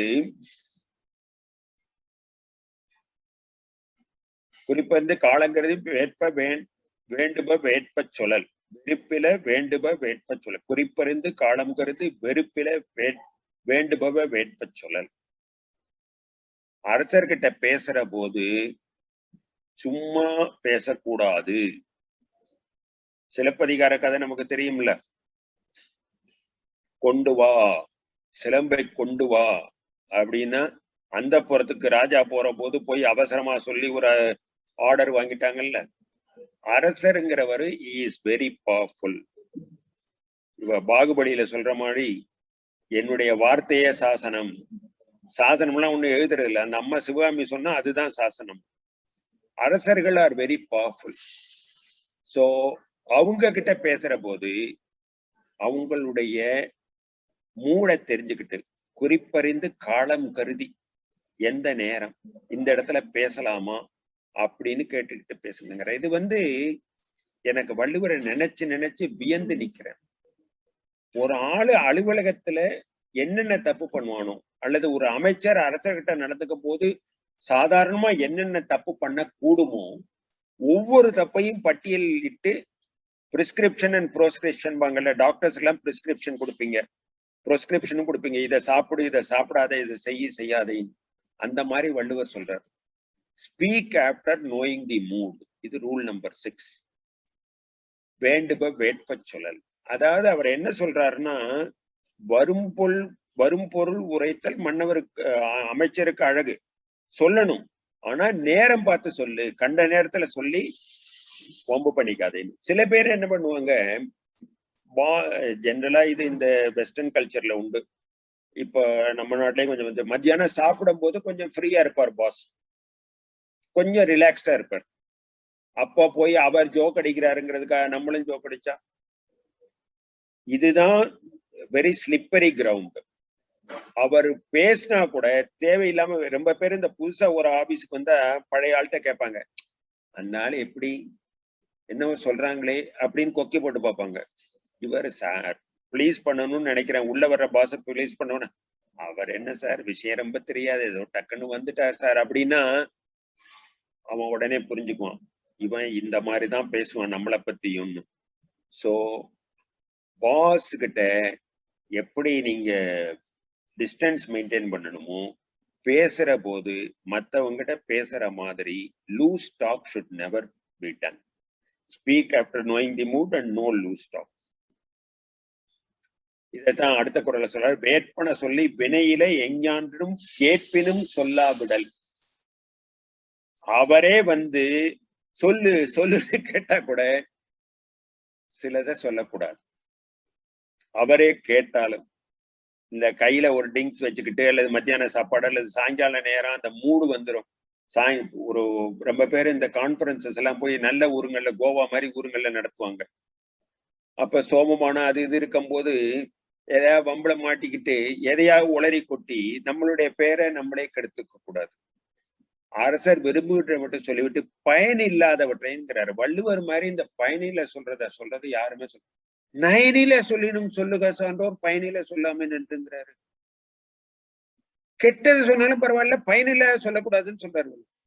நயனில சொல்லினும் சொல்லுக சான்றோர் பயனில சொல்லாம நின்றுன்னு இன்னொரு இடத்துல சொல்றாரு. அரசர் விரும்புகின்றவற்றை மட்டும் சொல்லி பயனில்லாதவற்றை அவரே கேட்ட போதிலும் சொல்லாமல் விட வேண்டும். No loose talk with the boss. யார் யார் இருக்காங்க இந்த படத்துல? 3 பேர் இருக்காங்க. நம்ம மருத்துவர்கள்லாம் உடனே கண்டுபிடிச்சிருவாங்கன்னு நினைக்கிறேன். ஞாயிற்றுக்கிழமைக்கு சினிமா கூட்டிட்டு போறீங்கல்ல, நான் என்னுடைய கஸ்டமர், பெரிய கஸ்டமரை எல்லாம் கேட்கிற கேள்விதான், ஐயா எது பண்ணாலும் சரி ஞாயிற்றுக்கிழமை உங்க குடும்பத்தை சேர்ந்தது, சும்மா எங்கிட்ட பேங்க் எல்லாம் பேசாதீங்க, பொது விஷயம் பேசுவோம். எனக்கு தெரிஞ்ச சில கஸ்டமர்ஸ், அதுவும் பர்டிகுலர் இந்த குஜராத்தி கஸ்டமர்ஸ் நான் பார்த்திருக்கேன். மெட்ராஸ்ல இருக்கும்போது நீங்க எக்மோர் ஸ்டேஷன்ல உடுப்பி ஹோட்டல் இருக்கு, மட்சையான்னு, எக்மோர் ஸ்டேஷனுக்கு பக்கத்துல. ஃபுல் அண்ட் ஃபுல் குஜராத்திக்காரங்களா மார்வாடிஸா இருப்பாங்க. அதுவும் சனி ஞாயிற்றுக்கிழமை போனா, நீங்க பெங்களூர்ல பார்த்தாலும் அப்படிதான், சனி ஞாயிற்றுக்கிழமையில ஹோட்டல் இடமே கிடைக்காது. இன்ஃபேக்ட் டிஃபரன்ஷியல் பிரைசிங் வச்சிருப்பாங்க. கொஞ்சம் ரிலாக்ஸேஷன் வேணும்ல, what is happening around the வேர்ல்டுன்னு. முதல்ல இருக்கிறவரு நம்மளுடைய இயக்குனர் அட்லி. ராஜா ராணி சூப்பர் சக்சஸ், எல்லாருக்கும் தெரிஞ்சிருக்கும். அடுத்த ஆளு அனிருத், கொலவெறி அனிருத். 3வது ஆளு Malala, Pakistani youngest Nobel laureate. இவங்கதான் 17 வயசுல வாங்கினாங்க. 21 வயசுல கொலவெறி பண்ணார் நம்ம ஆளு. கொலை பண்ணாம கொலவெறிய பண்ணார். 25 வயசுல ராஜா ராணி எடுத்து சக்சஸ் ஆனார். Age is a number. Performance, competence, capacity, output, success, வெற்றி முதலானவை, திறமை முதலானவை, அறிவு முதலானவை வயது சார்ந்தவை அல்ல. இதுல உலகத்துல பல பேரை பார்த்திருக்கணும். பாத்தீங்கன்னா ஒரு அலுவலகத்துல நான் 10 வருஷமா வேலை பார்க்கிறேன்னு சொல்றவனு இருப்பான், 30 வருஷமா வேலை பார்க்கறவன்னு சொல்றவனு இருப்பான். 10 வருஷத்துல வேலை பார்க்கறவன ப்ரமோஷன் கொடுத்துட்டா, பதவி கொடுத்துட்டு அவன் சொல்லுவான், என்னத்தை கண்டாங்க அவங்க, பெரிய இவரு. அப்படி அல்ல. என்கிட்ட ஒரு மேனேஜர் இருந்தார். அவர் சொன்னார், ஒரு பையன் ரொம்ப மேனேஜ்மெண்ட் ட்ரெயினின்னு ஒரு ஸ்கீம் உண்டு பஞ்சாப் நேஷனல் பேங்க்ல. ரொம்ப கஷ்டப்பட்டு லட்சக்கணக்கான ஆள்ல இருந்து சில பேரை தான் எடுப்பாங்க. அவங்கிட்ட அந்த மேனேஜர் சொன்னது எனக்கு கரெக்டா ஞாபகம் இருக்கு. You were recruited for your intelligence, you are not paid for that, you are paid for your work and output. உன்னுடைய கெட்டிக்காரத்தனத்துக்காக உன்னை நாங்க வேலைக்கு எடுத்தோமே தவிர உனக்கு சம்பளம் கொடுக்கறது உன்னுடைய கெட்டிக்காரத்தனத்துக்காக இல்ல. நீ என்ன வேலை பார்க்கற, எவ்வளவு அவுட்புட் கொடுக்கறங்கிறத பொறுத்துமாங்க.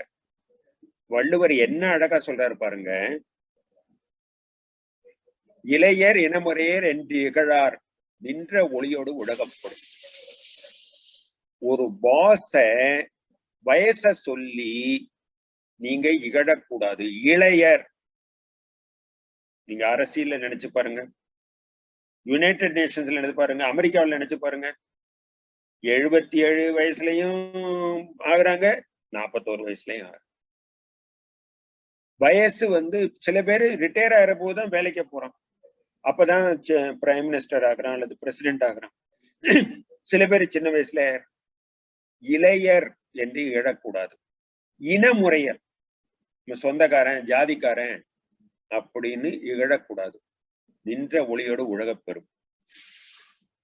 சிஓசி ஏஜ், அப்ப நான் குரல் எழுதுற போது பார்த்தேன், ஆவரேஜ் ஏஜே 45 தானே. Average age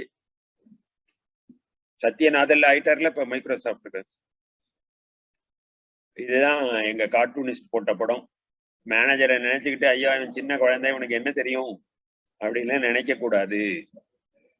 power is power, position is position, chair is chair. கொலப்பட்டோம், இன்னும் 2 குறள் தான் இருக்கு. கொலப்பட்டோம் கொலப்பட்டேம் என என்றெண்ணி கொள்ளாத செய்யார் துலக்கற்ற காட்சியவர். இன்னொரு தவறு வழக்கமா அலுவலகங்கள் நடக்கிறது, சில பேரு தான் பாஸுக்கு ரொம்ப க்ளோஸ்ன்னு நினைச்சுக்குவான். உண்மையா கூட இருக்கும். அவர் எங்க போனாலும் அவங்ககிட்ட சொல்லிட்டு போவாரு, அவங்கிட்டே அந்த வேலையை பார்க்க சொல்லுவாரு, நம்பிக்கைக்கு பாத்திரம் ஆயிடுவான். இது எனக்கே ஒரு தடவை நடந்தது. நான் நாக்பூர்ல ட்ரைனிங் சென்டர்ல இருந்தேங்க. நான் ஒரு விரிவுரையாளரா இருந்தேன். எனக்கு மேல ஒரு பயிற்சி மேலாளர் இருந்தார். நாங்க என்ன பண்ணோம், என் மேல அவருக்கு நல்ல மதிப்பு உண்டு. டெல்லிக்கு போயிருந்தோம். அங்க வந்து கல்லூரியில சில நூல்கள்லாம் விலைக்கு விற்க வந்தாங்க. நல்ல நூல்கள். அந்த காலத்துல ஒரு 300-400 ரூபாய்க்கு நூல் எல்லாம் வாங்கி வந்துட்டு ரொம்ப மகிழ்ச்சியோட கொண்டு போய் அந்த மேலதிகாரிகிட்ட வச்சு, இந்த பாருங்க இந்த நூல்லாம் வாங்கி வந்துட்டேன்னு. அப்புறம் பாக்குறேன்னாரு அவர். உடுப்பான்னு பேரு. அப்புறம் பாக்குறேன்னாரு. ஏன்னு கேட்டேன். அப்புறம் பாக்குறேன்னாரு. மறுநாள் வந்து அது ரிஜெக்டட்னு போட்டார். ஏன்னு கேட்டேன். என்ன கேட்டு வாங்கினியான்னு. எல்லாமே உபயோகமான நூல் தான். அவருக்கும் தெரியும். அவருக்கு ஒரே ஒரு கோபம் என்னன்னா, நான் டெல்லியில இருந்து அவர்கிட்ட பேசலையா, அவருடைய பவரை நானே யூஸ் பண்ணிட்டேன். எனக்கு அதிகாரம் கிடையாது நூல் வாங்க. அவரை நம்பி வாங்கி மூக்கறுபட்டேன். இந்த அதிகாரிகளுக்கு ரொம்ப பிடிக்காதது அவங்களுடைய அதிகாரத்தை மத்தவங்க எடுத்துக்கிறது. நியாயமா இருந்தாலும் அவங்களுக்கு பிடிக்காது. எவ்வளவு நியாயமா இருந்தாலும் அவங்க கிட்ட ஒரு வார்த்தை சொல்லிட்டு தான் செய்யணும். கொல்லப்பட்டோம் என்று எண்ணவே கூடாது. கொல்லப்படுவீர்கள். உங்களை அழிச்சிடுவாங்க.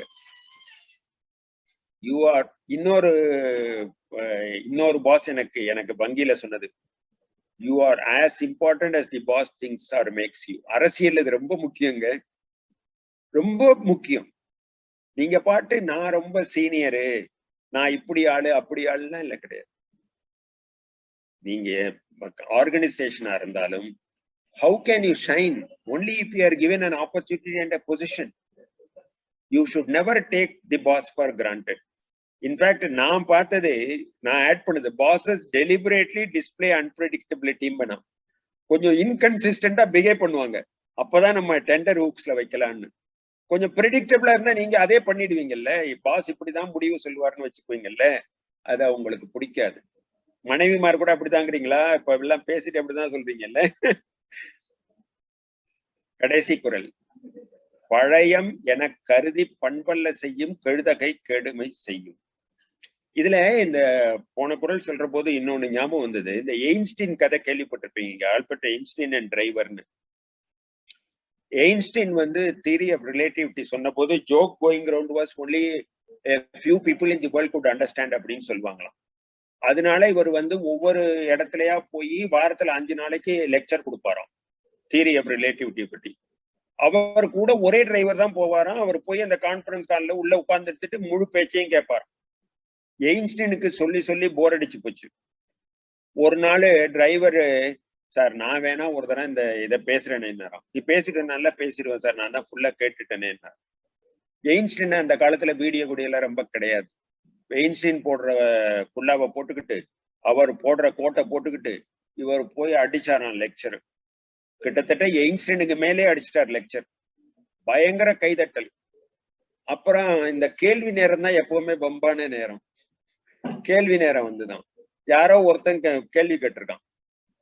இதுவரைக்கும் எயின்ஸ்டீனை வேற யாரும் கேட்காத கேள்வி, டிரைவருக்கு புரியாத கேள்வி.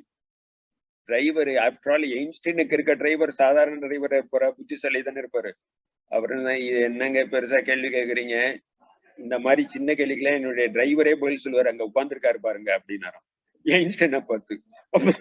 எயின்ஸ்டீன் டிரைவர் வேஷத்துல உட்கார்ந்துருந்தவர் வந்து பதில சொல்லி சமாளிச்சாருன்னு சொல்லுவாங்க. இது நடந்ததோ நடக்கலையோ, ஆனா இதுல ஒரு மிக முக்கியமான உண்மை இருக்கு. கொல்லப்பட்டோம் என்று நினைக்க கூடாது. Boss is a boss, scientist is a scientist, driver is a driver. You should not get into a problem. Anyway, பழையம் என கருதி பண்பல்ல செய்யும் கழுதகை கேடு தரும். நெடுங்கால நெருக்கம் என்று பண்பற்றதை செய்யும் உரிமை கொண்டாடுவது கேடு உண்டாகும். ரொம்ப பேர் என்ன நினைப்பாங்க, இவன்லாம் நேத்து வந்து 2 வருஷமா இருக்கிறான், நான் 20 வருஷமா இருக்கிறேன் இந்த ஆர்கனைசேஷன்ல, இந்த மேனேஜர் எனக்கு 15 வருஷமா தெரியும். Time is not of the essence here. இது ஒன்றும் கான்ட்ராக்ட் ஆக்ட் இல்ல.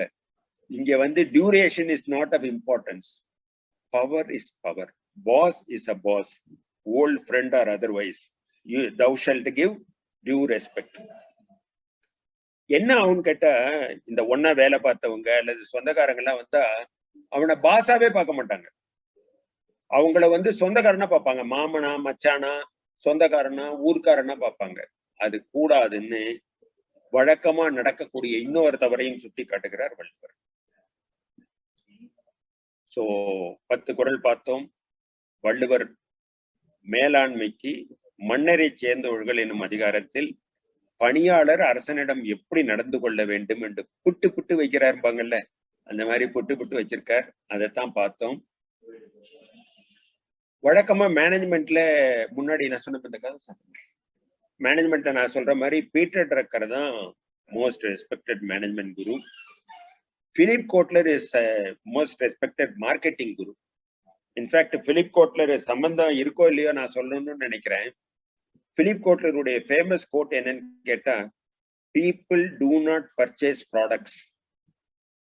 People do not purchase products. They purchase satisfaction-ங்கிறார். நம்ம கொடுக்கிற விலை வந்து அந்த பொருளுக்கோ சேவைக்கோ இல்லையா, அதுல நமக்கு கிடைக்கிற திருப்திக்கும்.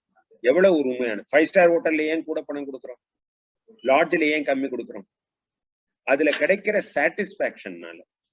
சோ இந்த பிலிப் கோட்லர், பீட்டர் ட்ரக்கர் போன்ற மேலாண்மை குருக்கள் சொன்னதுக்கு மேலையும் மிக அழகாக சொல்லியிருக்கிறார் நம்மளுடைய வள்ளுவர். அவரு உண்மையிலே பழைய காலத்துல மேலாண்மைங்கிற வார்த்தையே கிடையாது. இன்ஃபேக்ட் செகண்ட் வேர்ல்ட் வாருக்கு அப்புறம் தான் மேலாண்மை, மேனேஜ்மெண்ட்ங்கிற வார்த்தையே வந்தது. அதுக்கு முன்னாடி மேனேஜ்மெண்ட் கோர்சஸே கிடையாது. அட்மினிஸ்ட்ரேஷன் பாங்க. நம்ம இலங்கை ஜெயராஜ் கூட நிர்வாகம்ங்கிற வார்த்தையை தான் பயன்படுத்துறார். வள்ளுவருடைய இந்த குறளுக்கு வள்ளுவருடைய நிர்வாகம் அப்படிங்கிற மாதிரி தான் சொல்ல பயன்படுத்துகிறார். மேலாண்மைங்கிற வார்த்தை திருக்குறளையும் கிடையாது. ஆனால் அவர் சொல்வதெல்லாம் இன்றைக்கு நாம் மேலாண்மை நூல்கள்ல பார்க்கிறது. என்னுடைய கோரிக்கை, விருப்பம், வேண்டுதல், இந்த திருக்குறளை மேலாண்மை பாடமா வைக்கணும். இன்ஃபேக்ட் பாரதிதாசன் யூனிவர்சிட்டியில பிபிஏல மேனேஜ்மெண்ட் மந்த்ரா ஃப்ரம் திருக்குறளுங்கிற என்னுடைய நூலை ஒரு ரெஃபரன்ஸ் புக்காவே வச்சிருக்காங்க. நான் இந்த மாதிரி திருக்குறளை மேலாண்மை நூலா வைக்கிறதுக்கு சொல்ற காரணம் திருக்குறளை பரப்புறதுக்காக இல்ல. திருக்குறளை பரப்பணும், அது தானாவே பரவும், நல்ல விஷயம். ஆனா மேலாண்மையை நல்லா புரிஞ்சுக்கிறதுக்கு வள்ளுவருடைய அணுகுமுறை மிகச்சிறந்த அணுகுமுறை. அட்லீஸ்ட் ஒரு ரெஃபரன்ஸ் புக்கா வைக்கணும். ரெண்டாவது, நம்ம கூகுள்ல சர்ச் பண்ற போது ஐயா, நீங்க வந்து மோட்டிவேஷன் பத்தி பாக்குறீங்கன்னு வச்சுங்க. வெள்ளத்தனைய மலர் நீட்டம் மாந்தர்தம் உள்ளத்தனையது உயர்வுன்னு நல்ல குரல். இது உங்களுக்கு மோட்டிவேஷனுக்கு சர்ச் பண்ண இந்த குறள் வராது. நீங்க குறள்னு சர்ச் பண்ணாதான் திருக்குறள் வருதே தவிர, நம்ம சப்ஜெக்ட் வைஸ் சர்ச் பண்ற போது ஒரு கோட்டு கூட வள்ளுவரது வரல. கன்ஃபூஷியஸ் இது வருது, அரிஸ்டாட்டில் இது வருது, தலைலாமா அது வருது, சாணக்கியா அது வருது. இதுக்கு ஏதாவது செய்யணும்னு நான் சீரா ஐயாட்டையும் சொல்லியிருக்கேன், பல நண்பர்கள்ட்ட சொல்றேன். வள்ளுவர் என்பது உலகத்துக்கு தமிழ்நாடு கொடுத்த மாண்புக கொண்ட தமிழ்நாடுன்னு சொல்ற மாதிரி மிக அரிய விஷயங்கள் இருக்க ஒரு பொக்கிஷம். மேலாண்மையும் அதுல இருக்கு. இதில் இல்லாதது இல்லை என்னும் பெருமையுடைய திருக்குறள்ல மேலாண்மை கருத்துக்கள் அதிகமாக இருக்கிறது, மிக பயனுள்ளதாக இருக்கிறது. இதை படித்து மேலாண்மை மாணவர்கள் பயன்பெற வேண்டும். உங்களுடையது வந்து ஞாயிறு போற்றுறதுங்கிறது ஒரு தமிழ் சார்ந்த ஒரு அமைப்பு இருந்தாலும் தமிழும் திருக்குறளும் சம்பந்தப்பட்டது. திருக்குறளும் மேலாண்மையும் இவ்வளவு தூரம் சம்பந்தம் இருக்கிறதுனால நான் ஆங்கிலத்திலையும் கலந்து பேசினதை மன்னிக்கணும். அதுக்கான காரணத்தை நான் சொல்லிட்டேன். உங்கள் அளவுக்கு அறம் செந்தல் போன்றவர்கள் காண்பிக்கும் அளவுக்கு எனக்கும் தமிழில் மிகுந்த ஈடுபாடு உண்டு, மதிப்பு உண்டு. உங்கள் கருத்துக்களை மதிக்கிறேன். இவ்வளவு பெரிய தமிழ் கூட்டத்துல தமிழ் அறிஞர்கள், மருத்துவர்கள் எல்லாரும் இருக்கிறதுல எனக்கு ஒரு வாய்ப்பு கொடுத்து, என்னையும் ஒரு பொருட்டாக கருதி வாய்ப்பு கொடுத்தமைக்கு நன்றி. சில பேர்களை பத்தி சொல்லி, ஆனா இது நான் எழுதிய 3 நூல்கள். சபா சாணக்கியா பாகம் 1 குறள் நிதி 2 எப்பவுமே சென்ட்ரல் ஸ்டேஜ் நம்ம வள்ளுவர் தான். 3வது சபா சாணக்கியா பாகம் 2. இதுவரைக்கும் 20,000 காப்பிகள் வித்திருக்கு குறள் நிதி மாத்திரமே. இலங்கையில சிங்கப்பூர்ல எல்லாம் அபிஷியலா நூலகத்துல சேர்த்திருக்கேன்.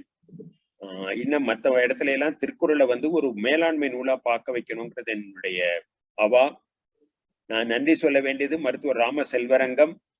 அவரே இந்த ஞாயிறு திங்கள்னு காலையில சொல்ற போது பார்த்தேன், ஞாயிறு ஒளிர நற்றமிழ் வாழ்த்தான், திங்கள் தித்திக்கணுமா, செவ்வாய் செழிக்கணுமா, புதன் புத்துணர்ச்சி தரணுமா, வியாழன் விறுவிறுப்பாகணுமா, வெள்ளி வெற்றி தரணுமா, சனி சாதனை புரியணும். நல்ல மூனையோட எதுகை மூனைன்னு மூனையோட முதல் எழுத்துக்கள் பொருந்தி வர்ற மாதிரியும் அதே சமயத்துல நல்ல உற்சாகம் கொடுக்குற மாதிரியும் ராம செல்வரங்கம் பேசுவாங்க. நான் ஒரு தரம் அவருடைய இதை கேட்டு அவர் கூட காலையில பேசினேன்.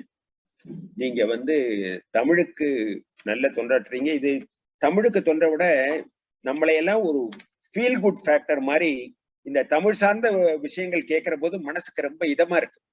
ஏதோ வாழ்க்கையில ஒரு பர்பஸ். இவர் இறைமதி வந்து பாரதியார் அப்படி பொழிஞ்சார். இந்த தமிழை சில பேர் பேசுற போது கேட்கறதுக்கே ரொம்ப இனிமையா இருக்கு. அவரு வயிற்றுக்கு ஈவதற்கு முன்பு செவிக்கு கொஞ்சம் ஈவம் அப்படின்னு சொல்லிட்டு ஆரம்பிச்சாரு, தொடங்கினாரு. மருத்துவர் ராம செல்வரங்கம் அவர்களுக்கு இந்த நல்ல வாய்ப்பினை நல்கியதற்கு நன்றி சொல்கிறேன். மென்பொறியாளர் சிங்கப்பூர் இறைமதி அவர்களுக்கு நன்றி. சிங்கப்பூர்ல தான் தமிழ், 2 நாட்டுல தான் தமிழ் ஆட்சி மொழியா இருக்கு. ஒண்ணு சிங்கப்பூர், இன்னொன்னு ஸ்ரீலங்கா. மற்ற இடத்துல எல்லாம் தமிழ் இருக்கு, ஆனா ஆட்சி மொழி இல்லைன்னு நினைக்கிறேன். தமிழ் கூறும் நல்லுலகுங்கிற சொல்றது வந்து 240 தேசங்கள்ல 120, 150 தேசங்கள்ல தமிழர்கள் இருப்பாங்க போல இருக்கு. அங்கெல்லாம் தமிழ் மொழி ஒலிக்க வேண்டும். முனைவர் சரவணகுமார் வந்து ஒரு பேராசிரியர் அப்படின்னு கேள்விப்பட்டேன். மருத்துவர் முத்துக்குமரன், ஜெயஸ்ரீ சர்மா மேடம் தெரியும் எனக்கு, திரு நல்லசிவம், மருத்துவர் திருப்பதி, இவங்கெல்லாம் இந்த இதுல ஈடுபாட்டோட உதவுறாங்க அப்படின்னு கேள்விப்பட்டேன். ஊர் கூடி தேர் இழுக்கணும், பலர் கூடி செய்தாதான் எந்த ஒரு விஷயமுமே காரியமே வெற்றி பெறும். உங்க எல்லாருக்கும் என்னுடைய மனமார்ந்த நன்றி. தொடர்ந்து தொடர்புல இருப்போம். இனி என்னுடைய பேச்சை நிறைவு செய்கிறேன். நன்றி, வணக்கம். நன்றி. அடுத்து மிக அருமையான உரை, மிக நிதானமாக, மிக அழகாக உங்களுடைய மேலாண்மை எடுத்துக்காட்டுகளோடு சொன்னது. உங்க பெங்களூர் பயணமாக இருக்கட்டும், பல வகையான நேரடியான எடுத்துக்காட்டுகளோடு இந்த உரையை நிறைவு செய்திருக்கிறீர்கள். மிக்க நன்றி. வழக்கமாக இந்த உரை முடிந்தவுடன் அரங்கம் கேள்விக்காக திறந்து விடப்படும். எனவே இப்போ கேள்வி கேட்பதற்கு 3 பேர் தயாராக இருக்கிறார்கள். 3 பேர் மட்டுமல்ல, அனைவரும் கவனமாக கேட்டிருப்பார்கள் நிச்சயம். 3 பேர் உடனே கேள்வி கேட்கிறார்கள். மீதி கேள்விகளை யோசித்துக் கொண்டிருக்காங்க நினைக்கிறேன். முதலில் மருத்துவர் அண்ணன் சேரலாதன். அண்ணா, நீங்க அன்மியூட் பண்ணிட்டு. வணக்கம் சார், நான் சேரலாதன். செல்வரங்கத்தின் கூட நானும் கொஞ்சம் வருடங்கள் வந்து கல்லூரியில இருந்திருக்கோம். நீங்க சொன்ன மாதிரி தமிழ்ல படிக்கிறத விட்டுட்டு கொஞ்சம் மருத்துவம் படிச்சதுனால தமிழுக்கும் எங்களுக்கும் கொஞ்சம் தொடர்பு வந்து நம்ம இப்ப இருக்கிற நெட்வொர்க் மாதிரி அப்போதைக்கு அப்போ பிரேக் ஆகிற நெட்வொர்க்ல இருந்திருக்கோம். தமிழ் நெட்வொர்க்கை கொஞ்சம் மிஸ் பண்ணிட்டோம். நல்லா இருந்தது உங்களுடைய பேச்சு. மேலாண்மையை பத்தி ஒரு தெளிவான கவர்ச்சியான வாய்ஸ்ல 10 குரல்ல போட்டு இவ்வளவுதான்டா மேலாண்மை, இதை தெரிஞ்சுட்டா மேட்ரு முடியுது அப்படிங்கிற மாதிரி சொல்லிட்டீங்க. பட் ரொம்ப லேட்டா நாங்க அதெல்லாம் கேட்டிருக்கோம் போல் இருக்கு. ஏன்னா வயசாகிற வயசாயிடுச்சு அப்படிங்கிற ஒரே காரணத்துக்காக எங்களுக்கு வந்து ஒரு பெரிய பதவியை வந்து இப்ப அரசு கொடுத்துருக்கு. நீதான் இந்த மருத்துவமனைக்கு பொறுப்பு. ஸோ பொறுப்பே இல்லாம இருந்த ஒரு நபரை கூட்டி திடீர்னு பொறுப்பு எடுத்துக்கோ அப்படின்னா, இந்த கொரோனா கும்மி அடிக்கிற காலத்துல எந்த பொறுப்பு எப்படி நிர்வாகம் பண்றது தெரியாம தடுமாறிட்டு இருக்கிற டைம்ல உங்க கருத்துக்கள் வந்து ரொம்ப சந்தோஷமா இருந்தது. பேருக்கு ஏற்ற மாதிரி நீங்க வீரப்பன் காட்டுல இருந்தும் ஒரு கருத்து சொன்னீங்க. அவங்க நாட்டுல இருந்தாங்க, இவங்க காட்டுல இருந்தாங்கன்னு அங்க ஆரம்பிச்சீங்க. பேர்ல இருக்கிற அது வீரப்பன் நாங்க வந்தாரு. சோம அப்படிங்கிற அந்த பேரை பார்த்தோன்னே கடையில ஒரு கிக் இருந்த மாதிரி இருந்தது. சோமன் இருக்கு. ஏன்னா அதையும் நீங்க வீட்டுல கோவா வரைக்கும் இழுத்து போயிட்டு சோமபானம் வரைக்கும் எடுத்துட்டு வந்தீங்க. அதுவும் சந்தோஷமா இருந்தது. ஸோ அந்த 10 குரலை கேட்கும் போது எனக்கு வந்து பரவாயில்ல, இன்னைக்கு இந்த 1 மணி நேரம் ரொம்ப திருப்தியா பார்த்துருக்க மாட்டிருக்கு அப்படின்றது. டைம் இஸ் மணிம்பாங்க, டைம் இஸ் கோல்டு அப்படிம்பாங்க. நாங்கெல்லாம் வந்து இந்த ஹார்ட் அட்டாக் ஆச்சுன்னா வந்து ஒரு சிறப்பான மருந்து ஒன்று கொடுப்போம். அது அந்த ரத்த குழாயில் இருக்கிற அடைப்பு எல்லாம் கிளியர் பண்ணணும் அப்படிங்கிறதுக்காக. ஸோ நாங்களாம் வந்து டைம் இஸ் மணி அப்படின்னு சொல்லுவோம். ஸோ நீங்கள் இன்னைக்கு நல்ல டைம்ல எங்களுக்கு வந்து சரியான டைம்ல டைமிங்ல வந்து மேலாண்மை பற்றி சொல்லி கொடுத்துருக்கீங்க. 10 குறள் அழகா சொன்னீங்க. சொல்லும்போது நிறைய கேரக்டர் டக்குன்னு வந்துட்டு போனாங்க. ஒரு பரபரப்பான அரசியல்வாதி ஒரு பெண்மணி கலகலா கேள்வி வச்சுட்டு இருக்காங்க ஆடியோல. ஸோ ஒரு குறள் சொல்லும்போது சசிகலா வந்துட்டு போனாங்க, பன்னீர் வந்துட்டு போனாரு, திடீர்னு மக்கள் நீதி மையம் மகேந்திரன் வந்துட்டு போனாரு. தேவையில்லாத நேரத்துல சந்தேகப்படுற மாதிரி இருக்கக்கூடாது. ஜூமை பத்தி சொன்னீங்க. அப்புறம் இன்னொரு இடத்துல ஒரு 5வது குறள் சொல்லும் போது சீதா அல்லது ராமன் அப்படிங்கிற பேரோட இருக்கிற ஒரு நிர்மலா வந்து போன மாதிரி இருந்தது. பாகுபலியும் விட்டு வைக்கல, சிவகாமியையும் பிடிச்சிருந்தீங்க, அனிருத், மலாலா, அந்த மாதிரி நிறைய வந்தீங்க. சரி 10வது குறளுக்கு யாரு சொல்லுவீங்க அப்படின்னு பார்த்தா திடீர்னு ஐன்ஸ்டீனே பிடிச்சி இழுத்து வச்சிருக்கீங்க. அப்படியே மூச்சடைச்சு போச்சு எங்களுக்கு. ஸோ நல்லா ரசிச்சு கேட்டோம் சார். உங்க குரல் கேட்கல எனக்கு, உங்க குரல் எனக்கு கேட்கல. நீங்க அன்மியூட் பண்ணி, நீங்க அன்மியூட்லயே இருக்கலாம் சார். வீரப்பன், சோம வீரப்பன் சார், நீங்க அன்மியூட்லயே இருக்கலாம். இல்ல எனக்கு கேட்கணும். நீங்க 10வது குறள் யார சொல்றீங்க? ஐன்ஸ்டீன். 10வது குறள் சொல்லும்போது திடீர்னு நீங்க ஐன்ஸ்டீன் தான் சொல்றீங்க. மாதிரி யாரு எந்த லெவல்? ஐன்ஸ்டீன். ஆமா, ஏதோ ஒரு அறிவியலாவது உள்ள இருக்கட்டும் அப்படின்னு தான் ஐன்ஸ்டீனை போட்டோம், அவ்வளவுதான். பட் நீங்க சொன்ன யாரையும் நான் நேரடியா குறிப்பிடல. என்னோட கற்பனையில வந்தது சார். ஏன்னா எங்களுக்கு அவ்வளவுதான் கற்பனை திறன், அவ்வளவுதான். பட் ரொம்ப ரொம்ப நல்லா இருந்தது உங்களோட பேச்சு வந்து, ரொம்ப நல்லா இருந்தது. இதை தொடர்ந்து நான் இந்த ஞாயிறு போட்டதும் நிகழ்ச்சி இப்ப கலந்துக்கிறதுக்கு காரணமே இவ்வளவு நாள திருக்குறள் நம்ம சரியா படிக்காம விட்டுட்டோம், அல்லது வந்து பின்பற்றாம விட்டோம். பட் அட்லீஸ்ட் இனிமேலாவது அதெல்லாம் கொஞ்சம் படிக்கலாம் அப்படிங்கிறதுனாலதான் இதை தொடர்ந்து கேட்டுக்கிறோம். திருக்குறள் மீது இருக்கிற ஈடுபாட்டை உங்க பேச்சு வந்து இன்னும் அதிகம் பண்ணுச்சு. அதுக்காக வந்து உங்களுக்கு நன்றி சொல்லிக்கிறோம். தொடர்ந்து திருக்குறள் உங்க நிகழ்வு எங்க இருந்தாலும் வந்து தேடி உங்க புக்கெல்லாம் வாங்கி படிக்கணும்னு ஒரு ஆசை வந்தது. ஏன்னா இப்ப எங்களுக்கு சரியான டைம். ஏன்னா வேலை வெட்டி ஒன்றும் கிடையாது. தடிக்கிட்டு விழுந்தா கொரோனான்னு சொல்லிட்டு ஒரு ஓரமா போய் உட்காந்துக்கலாம், யாரும் ஒன்றும் கேட்க மாட்டாங்க. ஸோ பெஸ்ட் மேனேஜ்மெண்ட் இதுதான். ஸோ இப்போ உங்க புக்கை நிறைய வாங்கி படிக்கலாம். Thank you sir. மிக்க நன்றி. ஆக்சுவலா நான் வந்து இப்ப ஒரு நிமிஷம் நான் எடுத்துக்கலாமா? எடுத்துக்கலாங்க ஐயா, எடுத்துக்கலாம். இந்த மருத்துவர்கள் பத்தி எனக்கு என்னன்னு தெரியல. நான் அதுல கொஞ்சம் அதிர்ஷ்டசாலியா இருந்திருக்கேன்னு சொல்லணும், சின்ன வயசுல இருந்தே. ஏன்னா ஒரு மனிதன் உயிரோட இருக்கிறதுக்கும் ஆரோக்கியமா இருக்கிறதுக்கும் அவருடைய மருத்துவருடைய பங்களிப்பு ரொம்ப முக்கியமானது.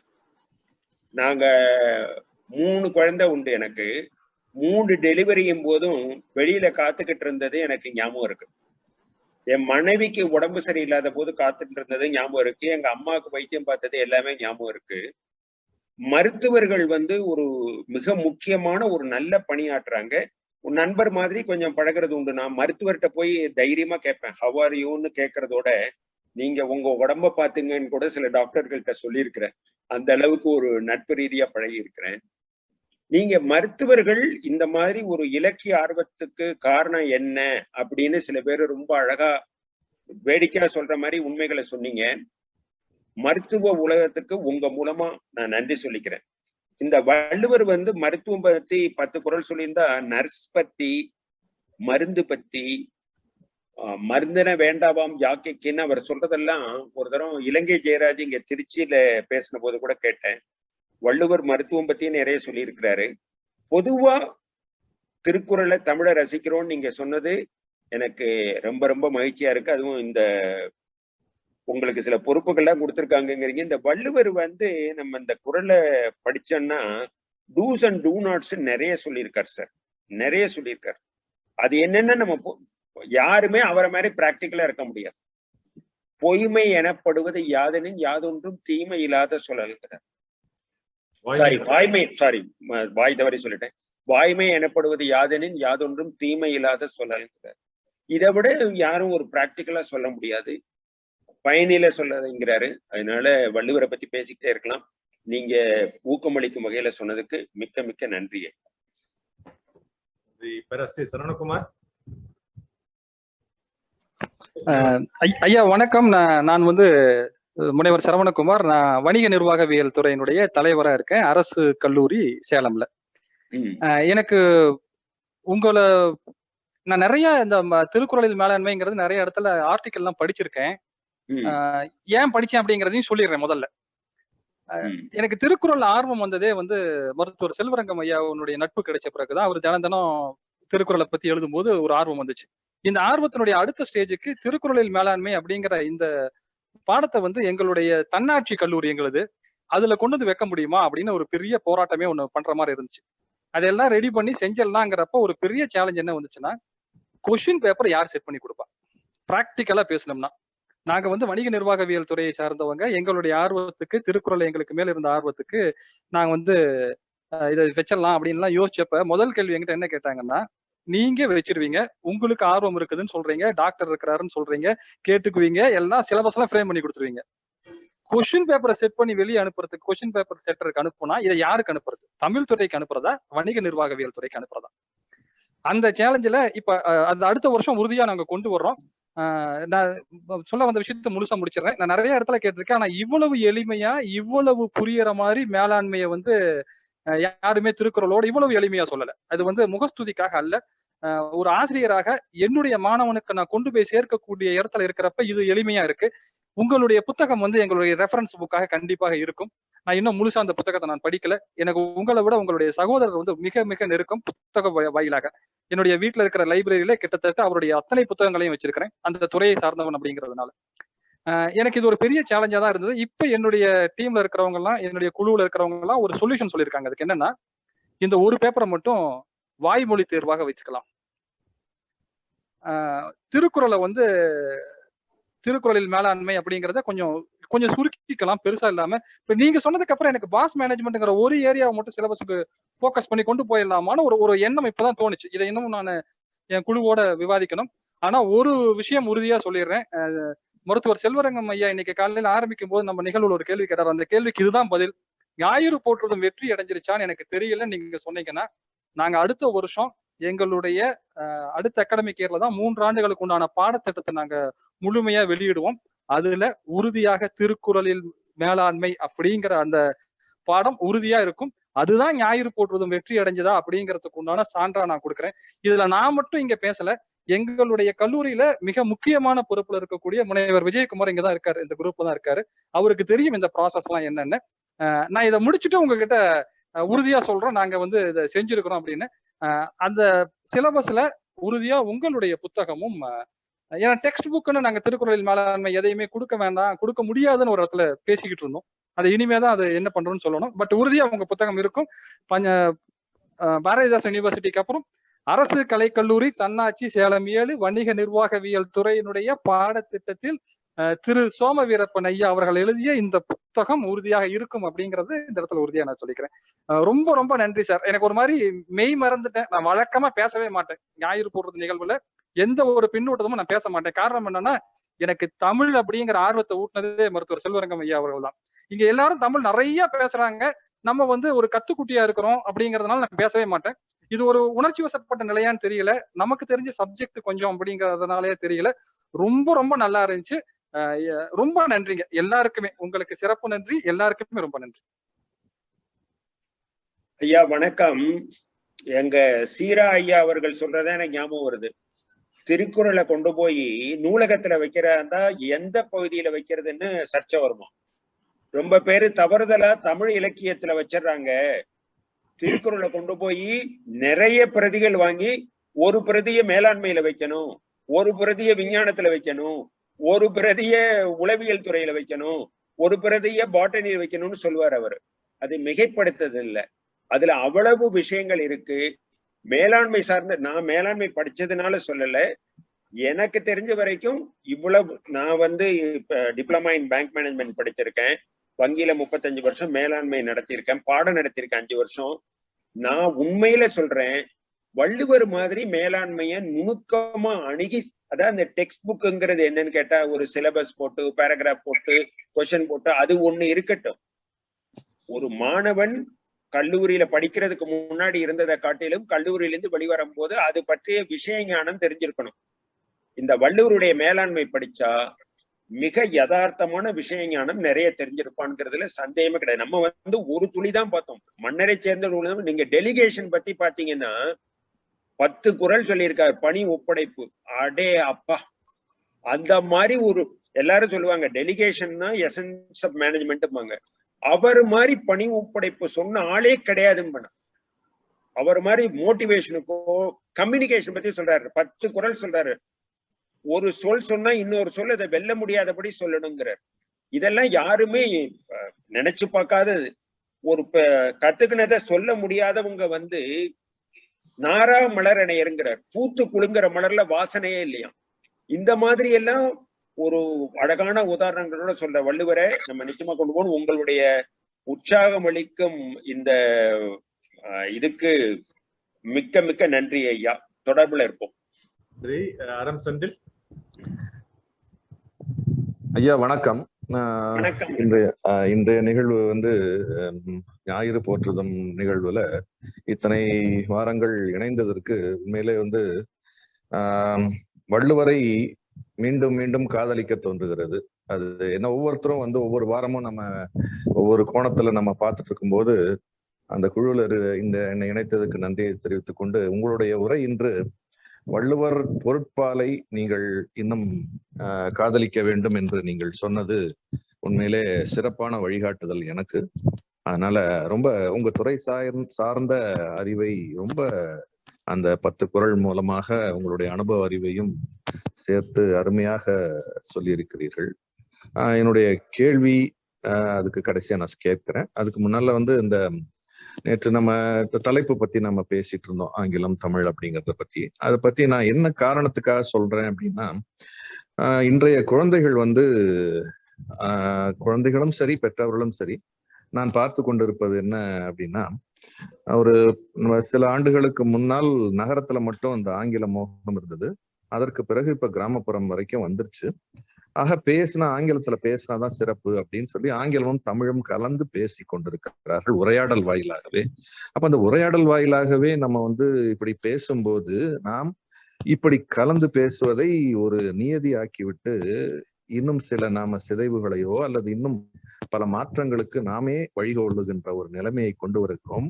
அதோடு நமது சிந்தனை மொழி, நமது நாடி நரம்புகளில் உள்ள மொழி தாய்மொழி, அந்த தாய்மொழியை அடிப்படை கல்வியாகவும் அடிப்படையாக நம்ம குழந்தைங்களுக்கு போய் சேராமல் முதல் 3 ஆண்டுகளோ அல்லது 4 ஆண்டுகளோ வீட்டில் இருக்கும் போதே அந்த குழந்தையை ஆங்கிலத்தில் நிறைய சொற்களை சொல்றதுனால மொழி கலப்பும் மொழி குழப்பமும் வருகிறது குழந்தைகளுக்கு. நாங்கள் கற்றல் குறைபாடுகள் அல்லது குழந்தை பேசுவதிலேயே சிக்கல் வருகிறது என்ற அடிப்படை தத்துவத்திலே நாங்கள் பார்த்து வருகிறதுனால் ஏற்பட்ட ஒரு தமிழில் முதலில் அடிப்படையை எழுப்புங்கள், பிறகு ஆங்கிலத்தில் அல்லது எத்தனை மொழிகள் வேண்டுமானாலும் பிறகு கற்றுக்கொள்ளலாம். அதனால் தமிழில் பேசுகின்ற ஒரு பேச்சு வழக்கம் குறைந்து வருகிறது. அதை நாம் சீர் செய்ய வேண்டும். ஆக நாமே நமக்கு நல்ல வழிகாட்டியாக இருக்க வேண்டும் என்பதற்காகத்தான் அதை நாம் சொல்லிக் கொண்டு வருகிறோம் என்பது என்னுடைய விளக்கமாக சொல்லிக்கொண்டு, கேள்வி என்னவென்றால், இன்றைய காலகட்டத்தில் இளைஞர்கள் வந்து பணி செய்வதை சுணக்கம் காட்டுகிறார்கள், மேலாண்மை செய்வதற்கு தயாராக இருக்கிறார்கள். அதாவது they are ready for the white collar job, but they are not ready to do other subordinate jobs and they want to be in the top always. இந்த சூழலுக்கு யார் காரணம்? எப்படி இதை சரி செய்வது? நமது நாட்டில் உள்ள குறைபாடு என்றாக நான் இதை கருதுகிறேன். இந்த கேள்விக்கு பதில், உங்களுடைய பதில். நன்றி. வணக்கம் ஐயா. இப்போ நம்மளுடைய குழுவுல நற்றமிழ் ராமானுஜர் இருக்கிறாரு. அவர் கூட நான் உணவு விடுதிக்கு போனா நான் இவருக்கு தான் பதில் சொல்லிக்கிட்டு இருக்கேன். இப்ப அவர் கேட்ட கேள்விக்கு தான் பதில் சொல்லியிருக்கேன். நானும் அவருமா சென்னையில ஒரு உணவு விடுதிக்கு போனோம். நற்றமிழ் ராமானுஜர் இப்ப இணைஞ்சிருக்கிறாரு. தூய தமிழ்ல தான் பேசுவார். அவர் தூய தமிழ்ல தான் பேசுவார். அவர் மகிழ்வந்துன்னு சொல்லுவார், தூதஞ்சல் தான் சொல்லுவார். நான் அதுக்கு முயற்சி பண்ணி அவர்கிட்ட நிறைய தமிழ் வார்த்தைகள் கத்துக்கிட்டு இருக்கேன். ஏன்னு கேட்டா, ஒண்ணு நம்ம கிட்ட தமிழ் வார்த்தை இருக்கிற போது, தமிழ் சொற்கள் இருக்கிற போது, இன்னொரு மொழி நம்ம நீர்வீழ்ச்சின்னு சொல்லணும், வாட்டர் ஃபால். அருவிங்கிற நல்ல தமிழ் சொல் இருக்கு. குற்றால அருவின்னு சொல்றதா குற்றால நீர்வீழ்ச்சின்னு சொல்றதா? அருவின்னு தான் சொல்லணும். அருவின்னு தான் சொல்லணும். நம்ம கிட்ட தமிழ்ல வந்து மொத்தம் 4 லட்சம் சொற்கள் இருக்கிறதா நம்ம வைரமுத்து அப்பவே பாட்டு எழுதினார். 7 லட்சம் சொற்கள் இருக்குன்னு எதிர்பார்க்கறாங்க. யானைக்கே ஏதோ 16 32 பார்த்தேன். யானைன்னு சொல்றதுக்கு களிறுன்னா வேற யானை, ஆண் யானை, பெண் யானை, பிளிருன்னா வேற, அந்த மாதிரி நிறைய வித்தியாசங்கள் வச்சு தமிழ்ல சொல் வளம் இருக்கிறது. நம்ம அதை கான்சியஸா இவர் சொன்ன மாதிரி நம்ம குழந்தைங்களும் சரி நம்மளும் சரி கூடுமான வரைக்கும் தமிழ்ல பேசணுங்கிறத நான் உங்களுடைய கருத்தோட ஒத்து போகிறேன். நற்றமிழ் ராமானுஜர் மாதிரி அவருக்கு உண்மையில சொல்ல போனா அவரு நற்றமிழ் ராமானுஜர்னு நான் சொல்ல போய் அதுவே அவருக்கு பேரா அமைஞ்சிருச்சு. நல்ல தமிழ்ல பேசுவாரு. அந்த கருத்தை நான் மதிக்கிறேன். இப்போ உங்களுடைய கேள்விக்கு வந்தோம்னா